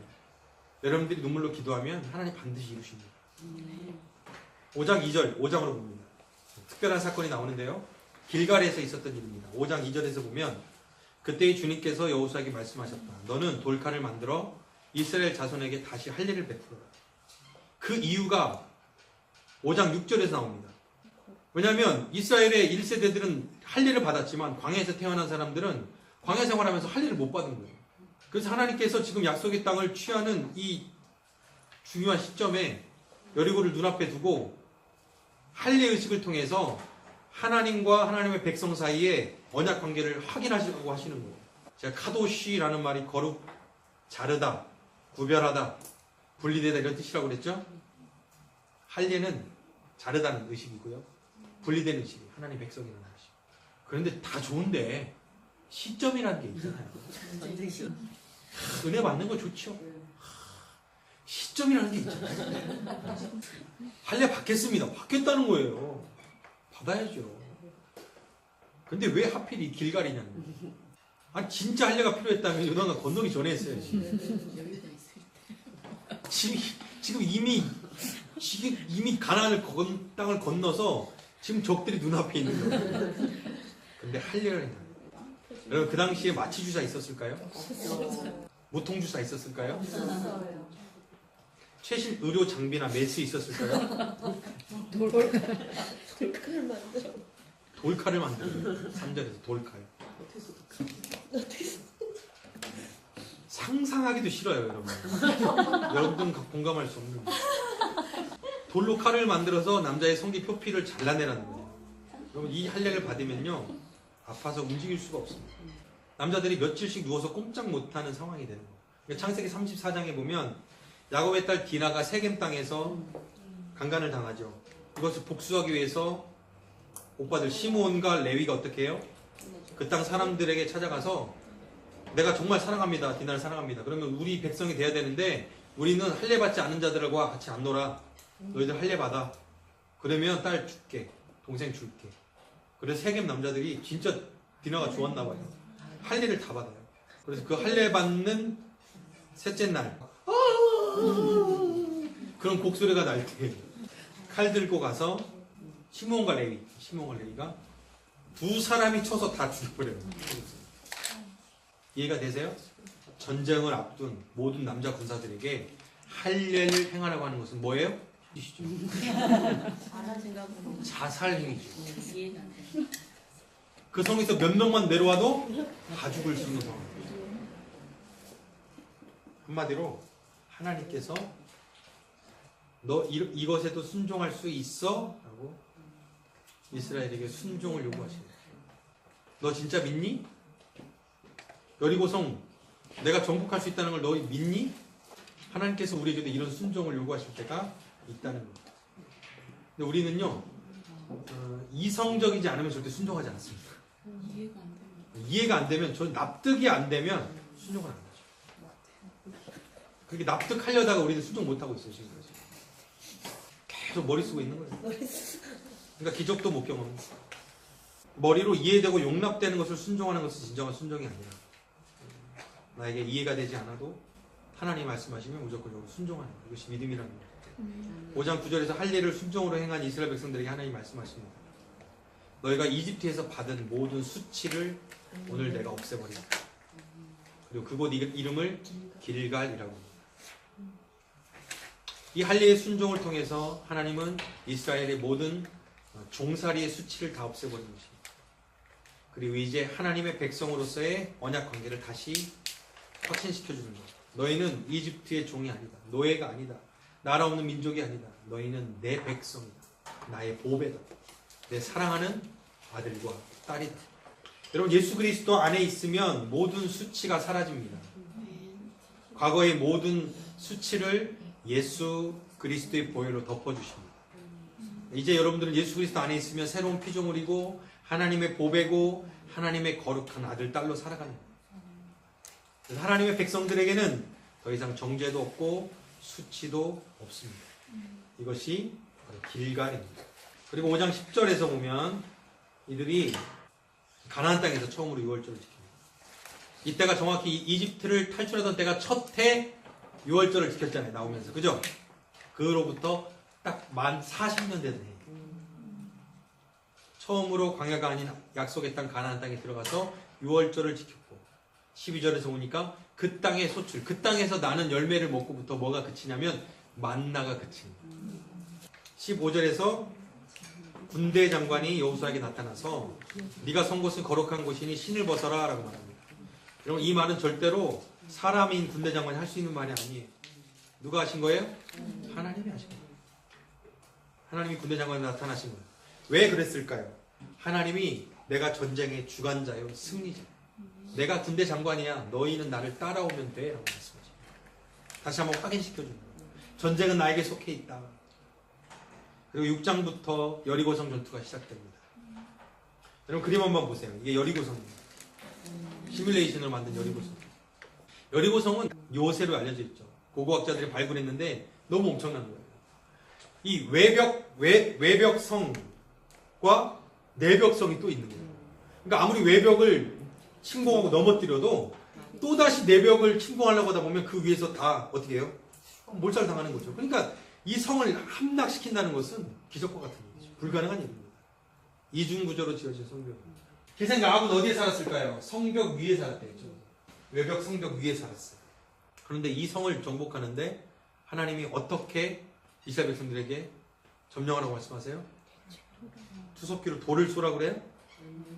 탱크나 전차를 이용하래요? 어떻게 하래요? 돌라는 거예요. 돌겠죠 진짜. 돌겠죠.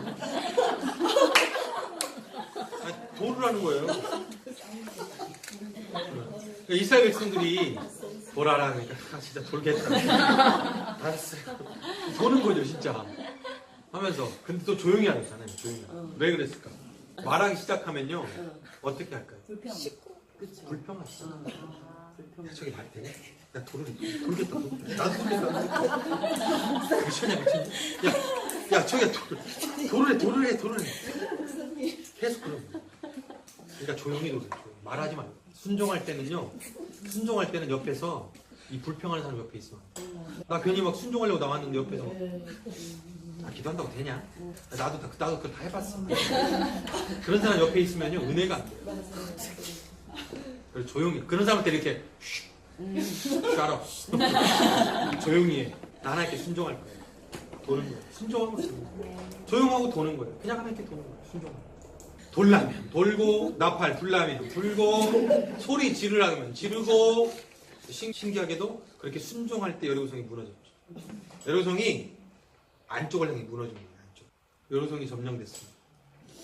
이 상황 속에서도 약속의 말씀을 믿고 믿음으로 붉은 줄을 내린 라합과 그의 가족만 어떻게 했어요? 구원으로.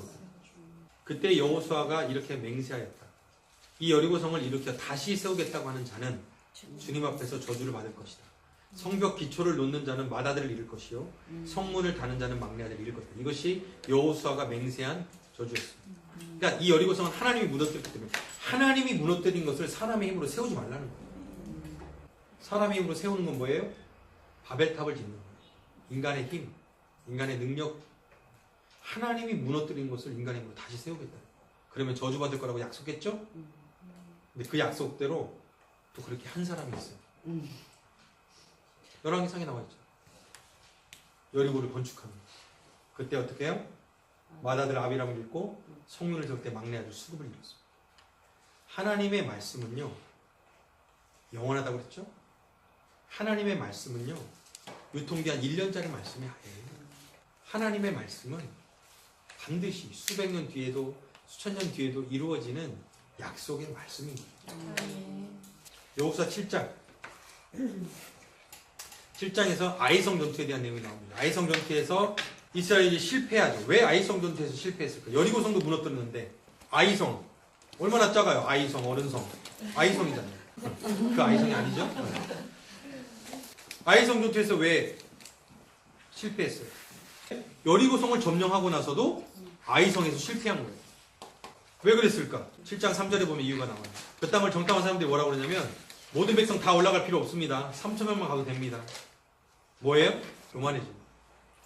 언제부터? 여러분 이스라엘의 전쟁은요 그들의 군사력으로 하는 전쟁이 아니에요. 숫자로 하는 전쟁이 아니라고요. 하나님이 함께 하심으로 싸워 이기는 전쟁이잖아요. 아 여리고성 이기니까 막 기세등등한 거죠. 아이성? 에휴 3,000명 가면 됩니다. 다 갈 필요 없습니다. 그러다 실패한 거예요. 또 한 가지 아간의 범죄 때문입니다. 아간이 범죄했기 때문에 하나님의 거룩함을 나타내지 않았기 때문에 그 불순종으로 말미암아 실패했습니다. 그래서 36명이 죽고 도망 나옵니다.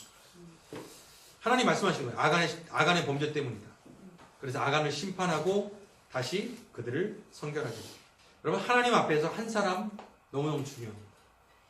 우리 공동체 안에서도 목장 안에서도 교회 안에서도 가정 안에서도 한 사람의 죄 때문에 모든 것이 무너질 수 있습니다. 나 한 사람이 바로 서 있는 것이 너무너무 중요한 거예요.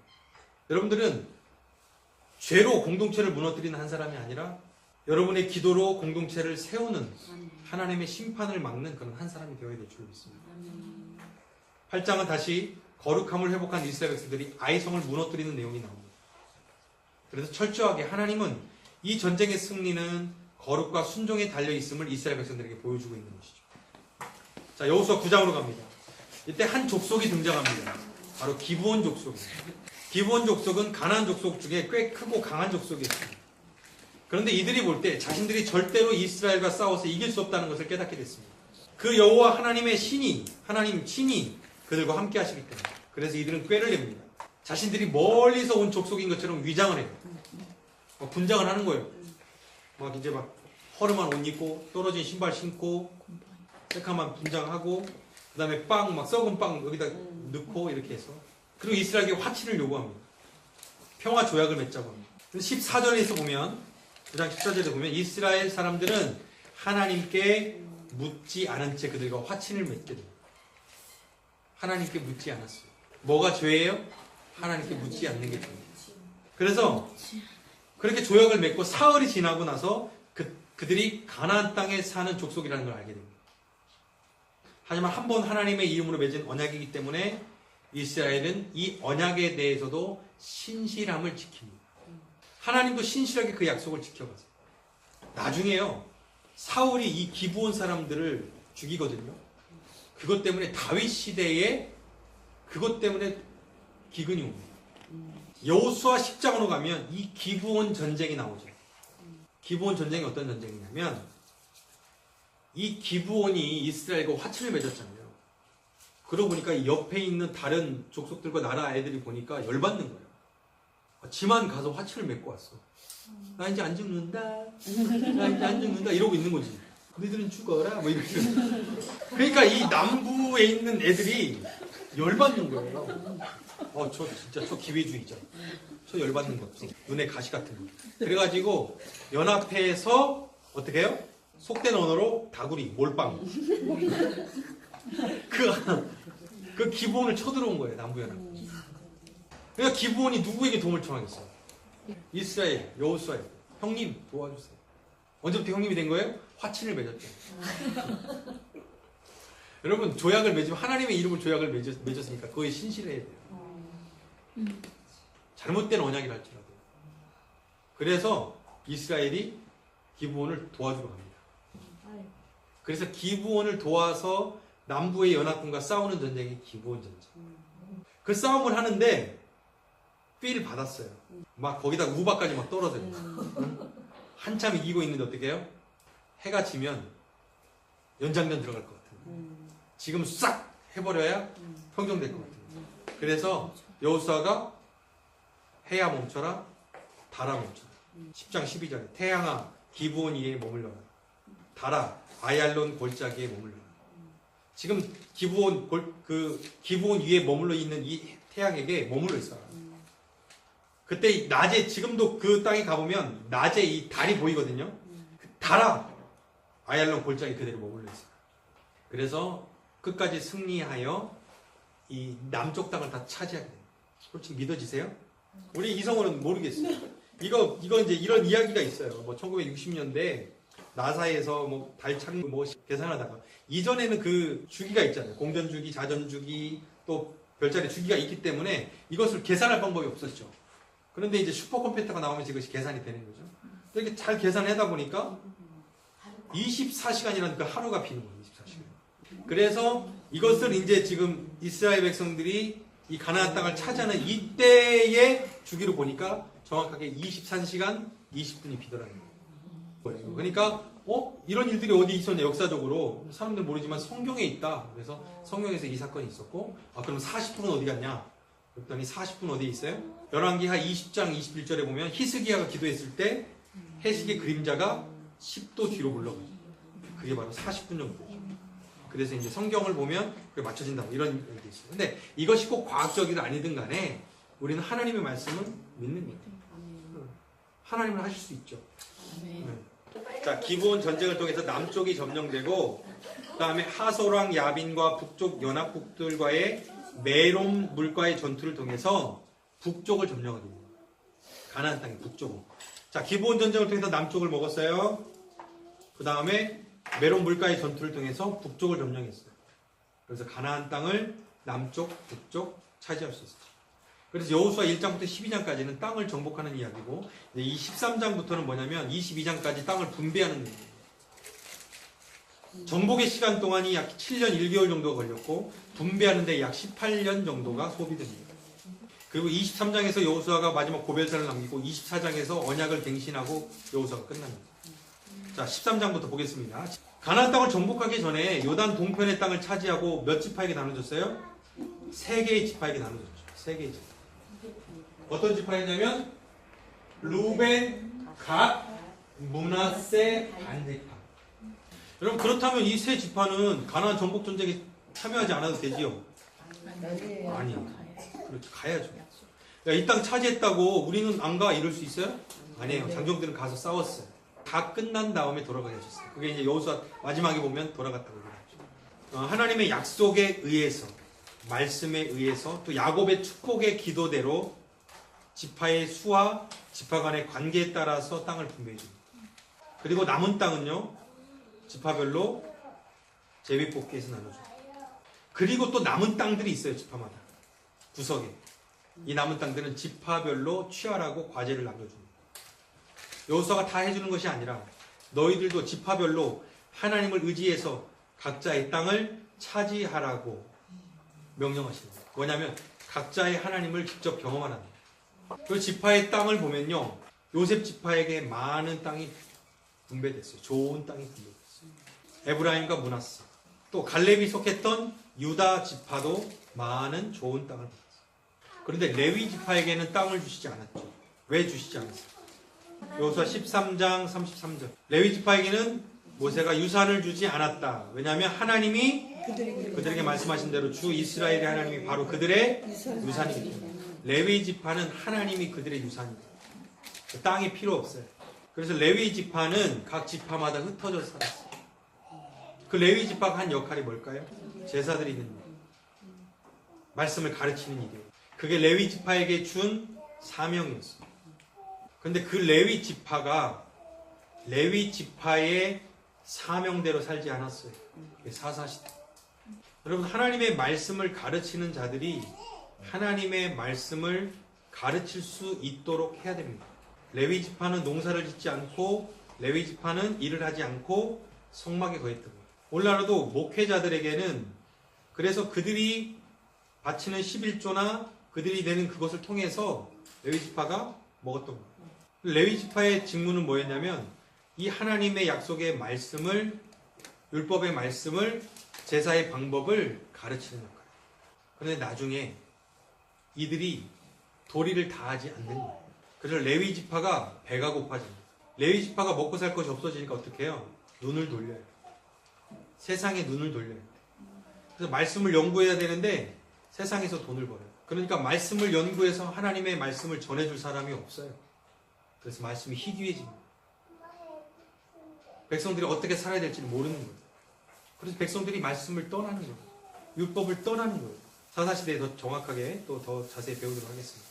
남겨진 땅이 있고 14장에 보면 여기서 갈렙의 이야기가 나옵니다. 안악자손, 이 땅은 정탐꾼들이 다 쫄았던 땅이에요. 그런데 45년 후에 갈렙이 나와서 내가 이 땅을 취하겠다고 말합니다. 가장 강한 자들이 있는 성읍을 내가 취하겠다. 85세 때입니다. 갈렙은 편안한 땅, 나 나이도 들었는데 여기 좀 전쟁 안 할 땅 좀 줘 라고 하지 않았어요. 가장 힘든 땅, 믿음으로 취하고자 했던 사람이 바로 갈렙입니다. 여호수아 22장이 되면 르우벤, 갓, 므낫세 반지파 병력이 유단 동편으로 돌아갑니다. 그리고 23장에서는 여호수아의 고별사가 나옵니다. 어떤 말씀을 했을까요? 모세의 율법을 다 지키라는 거예요. 담대히 지키고 행하라는 거예요. 그것을 벗어나서 치우치지 말라는 거예요. 하나님께 들었던 그 명령을 그대로 여호수아가 백성들에게 하는 거예요. 너희들의 이웃한 남아있는 자들과 절대 사귀지 말라는 거예요. 그들의 신들의 이름을 부르지도 말라는 거예요. 그들의 신들의 이름으로 맹세하지 말라는 거예요. 섬기거나 경배하지 말라는 거예요. 모세가 가나안 땅 앞에서 백성들을 보며 후손들을 보며 걱정한 그 똑같은 모습을 여호수아가 그들의 후손들을 보면서 똑같이 간절하게 부탁하고 있는 거예요. 그러면서 24장에서 여호수아가 이렇게 결단합니다. 나는 하나님만 섬길 것이다. 너희도 섬길 사람을, 섬길 분을 택해라. 그때 백성들이 우리도 주님을 섬기겠습니다. 다른 신들을 섬기는 일을 우리가 절대로 하지 않겠습니다라고 약속을 맺습니다. 여호수아 24장 16절입니다. 그리고 여호수아가 110세의 나이로 하나님의 품으로 돌아갑니다. 24장 31절 말씀해 보세요. 24장 31절. 시작. 이스라엘은 여호수아의 생전에 줄곧 주님을 섬겼고 여호수아가 죽은 뒤에도 주님께서 이스라엘에게 베푸신 모든 일을 아는 장로들이 살아있는 날 동안에는 주님을 섬겼다. 여호수아가 살아있을 때는 그래도 백성들이 하나님을 섬겼답니다. 그 율법을 함께 지켜왔던 지도자들, 장로들이 있을 때는 그래도 그들이 하나님 말씀대로 살려고 했다는 거예요. 그들이 죽고 나니까. 그 믿음의 세대들이 떠나고 나니까 사사시대가 온 거예요. 여호수아가 죽고 장로들이 죽은 다음에 이제 가나안 땅에서 태어난 다음 세대들이 나오기 시작하는 것입니다. 그 땅에 살던 이스라엘 백성들이 어떤 모습으로 살아가기 시작합니까? 사사기로 넘어갑니다. 1장 27절. 몰아내지 못했다. 그냥 그 땅에서 살게 되었다. 28절. 모조리 몰아내지 않고 그들을 부역군으로 삼았다. 29절. 그들과 섞여 살았다. 30절. 가나안 사람들이 그들을 부역군이 되었다. 31절. 몰아내지 못했다. 32절. 33절. 못 쫓아냈다. 그들과 섞여 살았다. 이것이 지금 앞으로 펼쳐질 사사시대가 어떻게 되는지를 보여주는 예고편입니다. Coming soon. 몰아내지 못했다. 섞여 살았다. 어떤 시대가 올 것을 보여주죠. 주님께서 이렇게 순종하지 않는 이스라엘 향해 말씀하는 거예요. 2장 3절에 그들은 결국 너희를 찌르는 가시가 될 것이다. 그들의 신들은 너희에게 우상 숭배할 수밖에 없도록 할 것이다. 너희의 올무가 될 것이다. 사사기 2장 10절 말씀을 한번 읽겠습니다. 2장 10절 큰 소리로 시작. 그리고 그 세대 사람들도 모두 죽어 조상들에게도 돌아갔다. 그들이 죽은 뒤에 새로운 세대가 일어났는데 그들은 주님을 알지 못하고 주님께서 이스라엘을 돌보시는지도 알지 못하였다. 다음 세대가 나타났다. 다음 세대가 나타났는데 그들은 하나님을 알지 못했다. 이스라엘을 어떻게 돌보셨는지 하나님에 대해서 알지 못했다. 왜 알지 못했을까요? 가르치지 않았을까요? 왜 알지 못했을까요? 알려주는 사람이 없었어요. 누가 알려줘야 될까요? 레위 사람에게 또 부모가 알려줘야죠. 부모가 가르치라고 했죠. 부모가 가르치라고. 그들이 제사하러 오면 어떻게 제사하는 거야? 제사장들이 가르쳐야 돼요. 하나님을 이렇게 섬겨야 됩니다. 율법을 이렇게 하나님 주셨습니다라고 가르쳐야 돼요. 그 제사장들께 배운 율법을 부모는 자녀들에게 부지런히 가르쳐야 돼요. 매일매일 가르쳐야 돼요. 사사 시대는요, 지파별로 나누어져서 레위 지파에게 하나님의 말씀을 가르치라고 하셨죠. 그래서 그 하나님의 말씀을 아는 백성들과 하나님의 말씀대로 살기를 원하는 백성들이 하나님의 말씀대로 살아가는 나라예요. 여러분, 하나님의 말씀이 통치하는 나라가 어떤 나라예요? 하나님의 나라죠. 하나님이 온전히 통치하시는 나라니까. 그러니까 하나님의 말씀을 모두가 읽고 그 말씀을 묵상하고 그 말씀을 가르치고 자로나 우러나 치우치지 않으면 그 말씀을 붙들고 사는 너희들이 되면 곳에 하나님의 나라가 이루어질 거야. 근데 그 나라에는 왕이 필요 없어. 왜 왕이 필요 없냐면 하나님이 너희의 왕이시기 때문이에요. 하나님이 너희의 왕이 되셔서 왕 되신 그 하나님의 온전한 통치하심을 받는 나라. 그 하나님의 법을 따라 살아가는 나라. 그런데 세상 사람들이 볼 때, 와, 신기해. 쟤네들 어떻게 저렇게 살지? 쟤네들 왜 이렇게 행복해 보이지? 야, 쟤네들 저렇게 복을 받는 이유가 뭐야? 하나님의 말씀대로 살기 때문이구나. 야, 우리에게도 그 하나님의 말씀 좀 가르쳐줘. 우리도 그 하나님의 복을 받고 싶어. 그래서 그 나라를 통해 모든 나라에게 하나님의 법이, 하나님의 말씀이, 하나님의 율법이, 하나님을 섬기는 신앙이 흘러가기를 원하셨대요. 그러니까 하나님이 왕이 되셔서 왕이 없어도 온전한 하나님의 통치하심이 이루어지는 이상 국가를 하나님이 꿈꾸셨던 거예요. 이 사사 시대에 왕을 세우지 않았던 이유예요. 야, 왕 없어도 돼. 내가 왕이잖아. 왜 왕이 필요하니? 내가 너희들의 왕이니. 왕 없어도 돼. 하나님의 말씀대로만 살면 이상적인 국가가 이루어질 거야. 행복한 국가가 이루어질 거야. 복된 국가가 이루어질 거야. 여호와 하나님이 다스리시고 통치하시며 복 주시는 국가가 이루어질 거야. 그런데 사람들은 왕이 없었으므로 자기의 소견에 옳은 대로 행하는 거야. 왕이 없어서, 사람의 왕이 없어서 하나님이 왕 되심을 아는 게 아니라 왕이 없으니까, 법이 없으니까, 지도자가 없으니까 우리 멋대로 사는 거예요. 그것이 사사시대의 모습이었어요. 그래서 사사시대는 이 죄의 순환입니다. 죄의 반복입니다. 사람들이 죄를 짓는 거예요. 그러면 죄를 지어서 심판을 당합니다. 압제를 당하죠. 그렇게 고생하면 하나님께 살려달라고 부르짖는 거예요. 어디서 들은 풍월이 있어서. 하나님 살려주세요. 그러면 또 하나님이 사사를 보내주셔서 이들을 구해주시는 거야. 그렇게 구원하고 평안이 오면 하나님을 섬겨야 될 텐데 또 망각하고 또 죄를 지어요. 여러분, 이것이 사사시대의 죄의 서클입니다. 계속 이것이 반복되는 것이 바로 사사시대의 모습인 거예요. 사사는 저지 재판관입니다. 재판하는 일을 했지만 이것은 임시직입니다. 왕의 역할도 했고 제사장의 역할도 했고 선지자의 역할도 했던 사람. 임시직입니다. 필요할 때만 하나님이 세우셨어요. 그 외에는 자신의 일을 했습니다. 그들이 하나님의 일을 할 때 하나님이 하나님의 영을 그들에게 부어주셨어요. 그 12사사가 나옵니다. 그 사사 중에서 성경에서 사사기에 보면 많은 분량이 나온 사사들이 대사사라고 불리죠. 키가 크고 적고 몸집이 크고 이 대사사 소사사가 아니라 많은 분량을 이야기합니다. 선지서도 마찬가지예요. 그죠? 기드온 이야기 많이 나오죠. 삼손 많이 나오죠. 입다 나오죠. 어떤 사사는 몇 년 다스리다가 죽었다 이렇게 나오죠. 그래서 보면 온니엘, 온니엘, 메소포타미아 읽어보면 뭐 구산 리사다임, 그죠? 통치 기간 40년. 메소포타미아의 압제를 받았었죠. 에훗, 베냐민 지파에서 나왔어요. 모압의 압제 기간에 있었고 왼손잡이 모압왕을 살해했습니다. 통치 기간 80년. 삼갈, 3장에 나오는데 납달리 지파, 블레셋을 상대했고 소모는 막대기로 이렇게 물리친 사람이잖아요. 네. 드보라는 어때요? 여성 사사죠. 바락과 협력하여 가나안 장군 시스라를 죽였죠.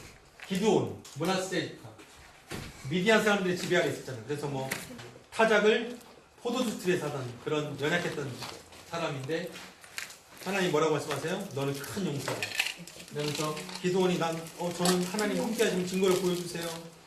여기에는 이슬이 내리고 가족이 나누고 또 반대로 하고 막 이렇게 하나님께 증거를 구했죠. 하나님이 다 돌려보내고 300명을 통해서 미디안 군사와 싸워 승리하는 거예요. 돌라, 이사가 지파, 23년 통치했다. 뭐 없는 거예요. 야이, 므낫세 지파. 이 사람은 한 일이 없어요. 그냥 아들 30명 낳았다. 이게 이 사람의 일입니다. 자, 여기 30명 낳았다는 게 뭐냐면요. 이 사사가 첩을 줬다는 거예요. 그 말이에요. 한마디로 사사가 정결하지 않은 삶을 살았다 이 말이에요. 엘론, 스불론 지파에서 아들 40이에요. 손자 30이에요. 말하는 거 알겠죠? 암돈, 삼손, 여기 삼손 이야기가 많이 나오죠? 삼손 사사. 블레셋의 괴롭힘을 당할 때 삼손이 태어나죠. 블레셋의 압제로부터 많은 싸움에서 이기긴 했지만 삼손은 육체의 사람이에요. 육신의 사람. 하나님이 택한 사사임에도 불구하고 정말 자신의 그 하나님 주신 능력과 사명대로 살지 못하고 육신 정욕을 따라 살았던, 그래서 실패한 것 같지만 또 하나님 마지막에 은혜를 주셔서 살아있을 때보다 더 많은 적군을 죽게 하는 일에 마지막에 쓰임을 받게 돼요. 그리고 사무엘이 이제 사사 시대의 마지막 사사라고 볼 수 있죠. 여러분 이제 사무엘을 통해서 어떻게 되냐면 사무엘상이 이제 연결됩니다. 이 사사 시대의 마지막을 보면 사사기 17장부터 보면 두 가지 이야기가 등장이 됩니다. 이 두 가지의 이야기가 뭐냐면 사사 시대의 비디오, 동영상입니다. 그러니까 이 두 드라마를 보면 사사 시대가 어떤 시대였는지를 보여줍니다. 우리도 여러분 20년 전에 어떻게 살았어? 그러면 20년 전 드라마 보면 나오죠. 40년 전에 어떻게 살았어? 그럼 40년 전 드라마 보면 나와요. 아유, 이런 옷 입고 살았어? 오, 헤어스타일 봐봐. 오, 촌스러워. 이런 거 먹었어? 뭐 서울 시내가 이래 막 그러죠. 그 당시의 드라마, 그 당시의 문화와 그 당시의 생활 모습을 보여주죠. 이 두 드라마가 뭐냐면 사사 시대의 모습을 보여주는 드라마예요. 그 두 드라마의 제목이 뭐냐면 미가의 신상 사건과 레위인 첩 사건이에요. 벌써 드라마 제목이 벌써 엽기적이잖아요. 느낌이 오죠? 자, 17장에 보면 미가의 신상 사건이 나옵니다. 에브라임 산간지방에 미가라는 사람이 있었습니다. 근데 그의 아들이 돈을 훔쳤어요. 엄마 돈 1100냥을. 근데 그것을 모르고 어머니가 엄청난 저주를 했어요. 미가는 권사님인 것 같아요. 입이 걸어 막 저주를 했어요. 죽일 놈, 도둑 놈, 천벌을 받아라, 뭐 막 저주를 다 했어요. 근데 나중에 아들이 엄마 내가 훔쳤어 이렇게. 그러니까 어머니가 아들이 저주를 받을까봐 돈 다시 돌려줘 그러면서 아들아 내가 축복받기를 원하는데 그러면서 그 돈을 주님께 바치겠다 이렇게 하면서 자식이 저주받지 않게 해서 종교 행위를 하는 거예요. 그러면서 뭘 했냐면 목상을 만들어요. 은을 입힌 목상을 만들어요. 목상이 뭐예요? 우상이죠. 목상과 아세라상을 다 없애라고 했잖아요. 그리고 개인 신당에 권사님인데 부자예요. 개인 예배당이 있어요. 개인 신당에 에봇이 뭐예요? 제사장 입는 옷이죠. 제사장 복장을 딱 갖다 놓는 어디서 들은 건 있어가지고 제사장 복장 부자죠. 거기 막 보석 다 있는 거. 왜 뭐 드라빔을 또 갖다 놓고. 드라빔이 뭐예요? 라헬의 아버지 드라빔을 갖고 나왔죠. 가족 수호신이에요. 드라빔을 또 갖다 놔요. 에봇도 갖다 놔요. 목상을 갖다 놔요. 신상을 만들어 놓고 아들 중 한 사람을 제사장을 삼아요. 네가 제사장이다. 이거 옷 입고 제사장 역할해라. 그럼 하나님이 복을 주실 것이다. 이렇게 생각해요. 이게 당시에 하나님의 백성들의 모습입니다.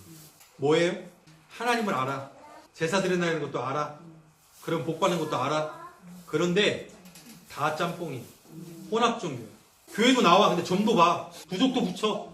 용하다고 뭐 소문나고서 다 찾아다녀. 그러면서 교회 나와. 하나님께도 빌고 부처님께도 빌고 빌다 보면 어딘가는 걸리겠지. 이러고 이게 여러분 미가의 가족의 모습이었어요. 그런데 이 집에 유다 땅 베들레헴에 사는 한 레위인이 찾아온 거예요. 미가의 집에 찾아온 거예요. 지나가는 나그네인데 물 한 잔 주시오. 근데 이 사람과 이 얘기를 해보니까 권사님이 보니까 이 사람이 레위인이야. 아싸 레위인. 레위인이 뭐 하는 사람이에요? 제사장 혈통. 아싸. 레위인 맞으세요? 네 맞습니다. 경건해 보이지 않습니까? 맞네 레위인. 우리 집에 신당이 있어요. 우리 집에 개인 예배당이 있으니까 우리 집에 제사장이 되어주세요. 몇 입으로 될까요? 은돈 열량 연봉 계약을 합니다. 그래서 미가의 집에서 일을 하게 됩니다. 개인 제사장. 여러분 돈이 많아서 개인 예배당을 차려놓고 개인 목회자를 세운 거예요. 우리 집만을 위해서 기도해 주라는 거예요. 우리 집만을 위해서 예배 드려달라는 거예요. 그리고 연봉을 줘. 참 복을 받겠죠. 그러면서 이 사람은 이제 우리 집이 복을 받겠구나 이렇게 생각하는 거예요. 이게 당시에 하나님의 백성들의 모습입니다. 근데 그러다가 단지파 사람들이 차지할 땅을 찾아다니다가 이 미가의 집이 상당히 좋은 거야. 넓고. 그래서 이 정탐꾼들이 가다가 이 집에 머무르게 됐어요. 그러면서 누구를 만나냐면 레위인을 만난 거예요. 오, 당신 레위인 같네요? 저 레위인입니다.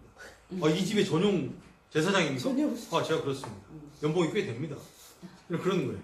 근데 이 단지파 사람들이 이 사람을 보고 물어보는 거예요. 우리가 지금 땅을 찾으러 가는데 그 땅 괜찮겠냐?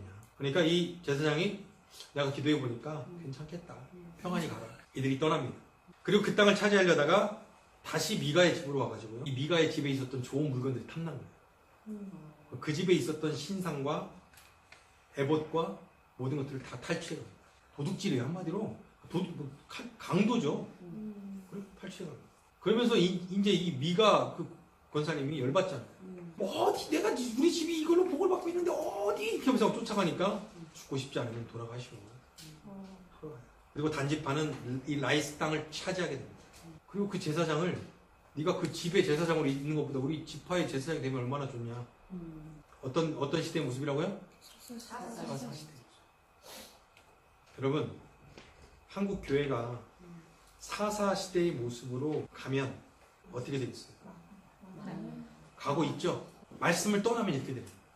백성들이 잘못된 길로 가요. 제사장들이 다른 길로 가면 말씀을 떠나기 때문에 백성들이 죽는 거예요. 아시겠어요? 그래서 목회자들이 말씀의 자리, 기도의 자리에 있는 것을 여러분들이 위해서 기도하시고 그렇게 목사님이 우리 목사님처럼 기도의 자리에 있는 목사님이 복된 목사님을 알아요. 그게 복이에요. 그래야 사사시대가 오잖아요. 19장에서 더 엽기적인 사건이 나와요. 제목이 뭐라고요? 레위인 첩사건. 레위 남자가 베들레헴에서 한 여자를 첩으로 데려옵니다. 이거 잘못됐죠. 그 여자가 화가 나서 친정으로 갑니다. 그곳에 머무니까 남자가 여자를 데리러 갑니다. 처갓집에서 아주 좋은 대접을 받습니다. 장인이 하루만 더 부르십시오. 하루만 더 부르십시오. 그러다가 이제 첩을 데리고 떠납니다. 여부스에 이르렀어요. 근데 이 종은 여부스 성읍에 들어가서 하룻밤 묵으려고 했지만 여기는 여부 사람들이 있으니까 이방 성읍이니까 기부하까지 가자 이렇게 얘기를 했어요. 이 레위인. 기부하에서 묵으려고 했는데 아무도 맞아들이질 않는 거예요. 여러분 원래는 이 이스라엘은 손님 대접 문화예요. 강해하는 그죠? 유목민들은 손님 대접 문화. 아무도 맞아들이려고 하지 않은 거예요. 한 노인을 만나서 그 집에 유숙하게 됩니다. 한참을 쉬고 있는데 불량배들이 찾아와요. 지금 19장 쭉 보면 그 내용입니다. 그러니까 이들이 뭐라고 하냐면 집에 온 남자를 끌어내라. 우리가 관계하겠다. 이 관계하다는 말은 소돔과 고모라에서 쓰였던 롯에게 요구했던 그 말이에요. 뭐냐면 동성연애하기 때문에. 이미 그 땅에 가나안 땅의 죄악이 만연했다. 우리 집에 온 손님 해하지 마십시오. 왜 그런지 모르겠어요. 자기 떨과 첩을 또 끌어다가 줍니다. 좋은 데 가시오. 그들이 말을 듣지 않자 레위인이 자신의 첩을 내주는 거예요. 이 불량배들이 어떻게 해요? 밤새 그 첩을 욕보이고 죽입니다. 여자가 죽어 있는 거예요. 그래서 이 죽음을 자기 고향으로 돌아와서 칼로 12도망을 내서 이스라엘이 온 지역으로 보냅니다. 어떻게 이런 일이 있을 수 있냐? 그것으로 인해서 베냐민 지파가 공격을 당하게 되죠. 그래서 이스라엘 지파들이 올라와서 너희들 불량배를 넘겨줘라. 그럼 너희들 공격하지 않겠다. 그러니까 베냐민 지파가 말을 듣지 않아요. 싸워보자. 맞서는 거예요. 그래서 이 전쟁으로 인해서 베냐민 사람 수만 명이 죽임을 당합니다. 베냐민 지파가 완전 작아진 이유가 이것 때문입니다. 동족 간의 싸움 때문에 베냐민 지파는 남자들만 600명 정도만 남는 그런 작은 지파가 되어져 버렸습니다. 이 사사시대의 도덕적 타락이 레위인 첩사건, 레위족의 타락, 그리고 동족 상잔의 비극을 낳게 된 것입니다. 룻기는요, 다윗을 지금 등장시키기 위해서 룻기가 등장합니다. 연결고리예요. 룻기는 뭐 시어머니에게 효도해라 이런 내용을 말하는 게 아니라 지금 다윗을 등장시키기 위한 과정이구나, 연결고리구나 라고 생각하시면 돼요. 이 사사시대의 기근이 들어서 엘리멜렉 가족이 모압으로 떠납니다. 베들레헴을 떠나요. 베들레헴이라는 뜻은 뭐냐면 떡집이라는 뜻이에요. 떡, 빵집. 떡이 뭐예요? 하나님의 말씀이죠. 기근이 들어서 하나님의 말씀을, 영적인 장소를 떠난 거예요. 아브라함이 가나안 땅을 떠나 애굽으로 내려가듯이 기근을 피해서 모압으로 간 거예요. 영적인 장소를 떠난 거예요. 그럴 때 어떻게 됐어요? 가정이 몰락했죠. 남편이 죽고요, 엘리멜렉이 죽고 두 아들도 다 죽었습니다. 그래서 새 과부가 되어서 새 과부가 다시 베들레헴으로 돌아옵니다. 돌아가는 길에 나오미가, 시어머니가 며느리들에게 이제 너희들의 고향으로 다 돌아가라 이렇게 말하는 거예요. 여러분 보통 어떻게 하시겠어요? 새 출발해야지, 돌아가야지. 근데 이 룻은 돌아가지 않는 거예요. 어머니 저 안 들어갈래요. 어머니 하나님이 저의 하나님이고 어머니의 결례가 제 결례입니다. 룻은 모압에 섬겼던 신 그모스라고 하는 모압의 신 대신에 하나님을 섬기기로 결단합니다. 그래서 룻의 결단이 위대한 결단이죠. 그래서 룻이 복의 사람이 되는 거예요. 마침 가나안 땅 베들레헴에 들어오니까 보리를 거두려고 할 때였습니다. 그 친족 중에 한 사람 보아스의 밭에서 보리를 거두게 한 거예요. 이삭 줍는 여인이잖아요. 떨어진 이삭 줍던 보아스의 밭에서. 근데 이 나오미가 며느리를 시집 보내려고 작전을 막 짭니다. 저 보아스를 잡아야 돼. 네 목표는 저 남자야. 야야야 화장하고 가. 야야 너 요즘 좀 살찌더라. 어? 살 빼고 가. 야 보아스가 저런 스타일 좋아한다더라. 이런 색깔 옷도 입어라. 예쁘게 단장하고 씻고 가라. 이렇게 막 코치 다 해주죠. 보아스가 기업 물을 자가 되도록 합니다. 근데 보아스가 보니까 자신이 차례가 아닐 수 있어요. 자신보다 먼저 기업을 물을 수 있는 사람이 있어요. 그래서 그 사람이 찾아가서 이 기업을 물으겠냐. 이 땅과 함께 이 여인도 같이 거두어야 된다. 난 안 하겠다. 그래서 신발을 벗죠. 그래서 보아스가 기업을 물게 됩니다. 기업 물음이 고엘이라는 뜻이죠. 원래 이렇게 했던 이유가 뭐냐면 사실은 과부, 약자들을 보호하기 위한 방법인 거예요. 이 모압 여인이었던 룻이 보아스와 결혼하면서, 보아스의 부모님은 누구예요? 아까 누가 보아스를 낳았대요? 라합과 살몬. 살몬과 라합은 보아스를 낳았다고 했어요. 여러분, 이 족보를 통해 누가 와요? 다윗이 오죠. 다윗을 통해서 누가 족보를 통해서 누가 와요? 예수 그리스도. 여러분, 룻은 이방 여인이었죠. 모압 여인이었어요. 여러분, 라합은요 기생이었어요. 가나안 여인이었어요. 그런데 예수 그리스도가 오시는 다윗의 족보에 끼는 여인들이에요. 무엇으로? 믿음으로 구원받는 거예요. 믿음으로 하나님의 축복을 누리는 거예요. 룻을 통해 지금 누구를 등장시키는 거예요? 다윗을 통해서. 사무엘 상에서 이제 사무엘을 통해서 사울과 다윗이 등장하는 이야기가 나옵니다. 오늘은 룻기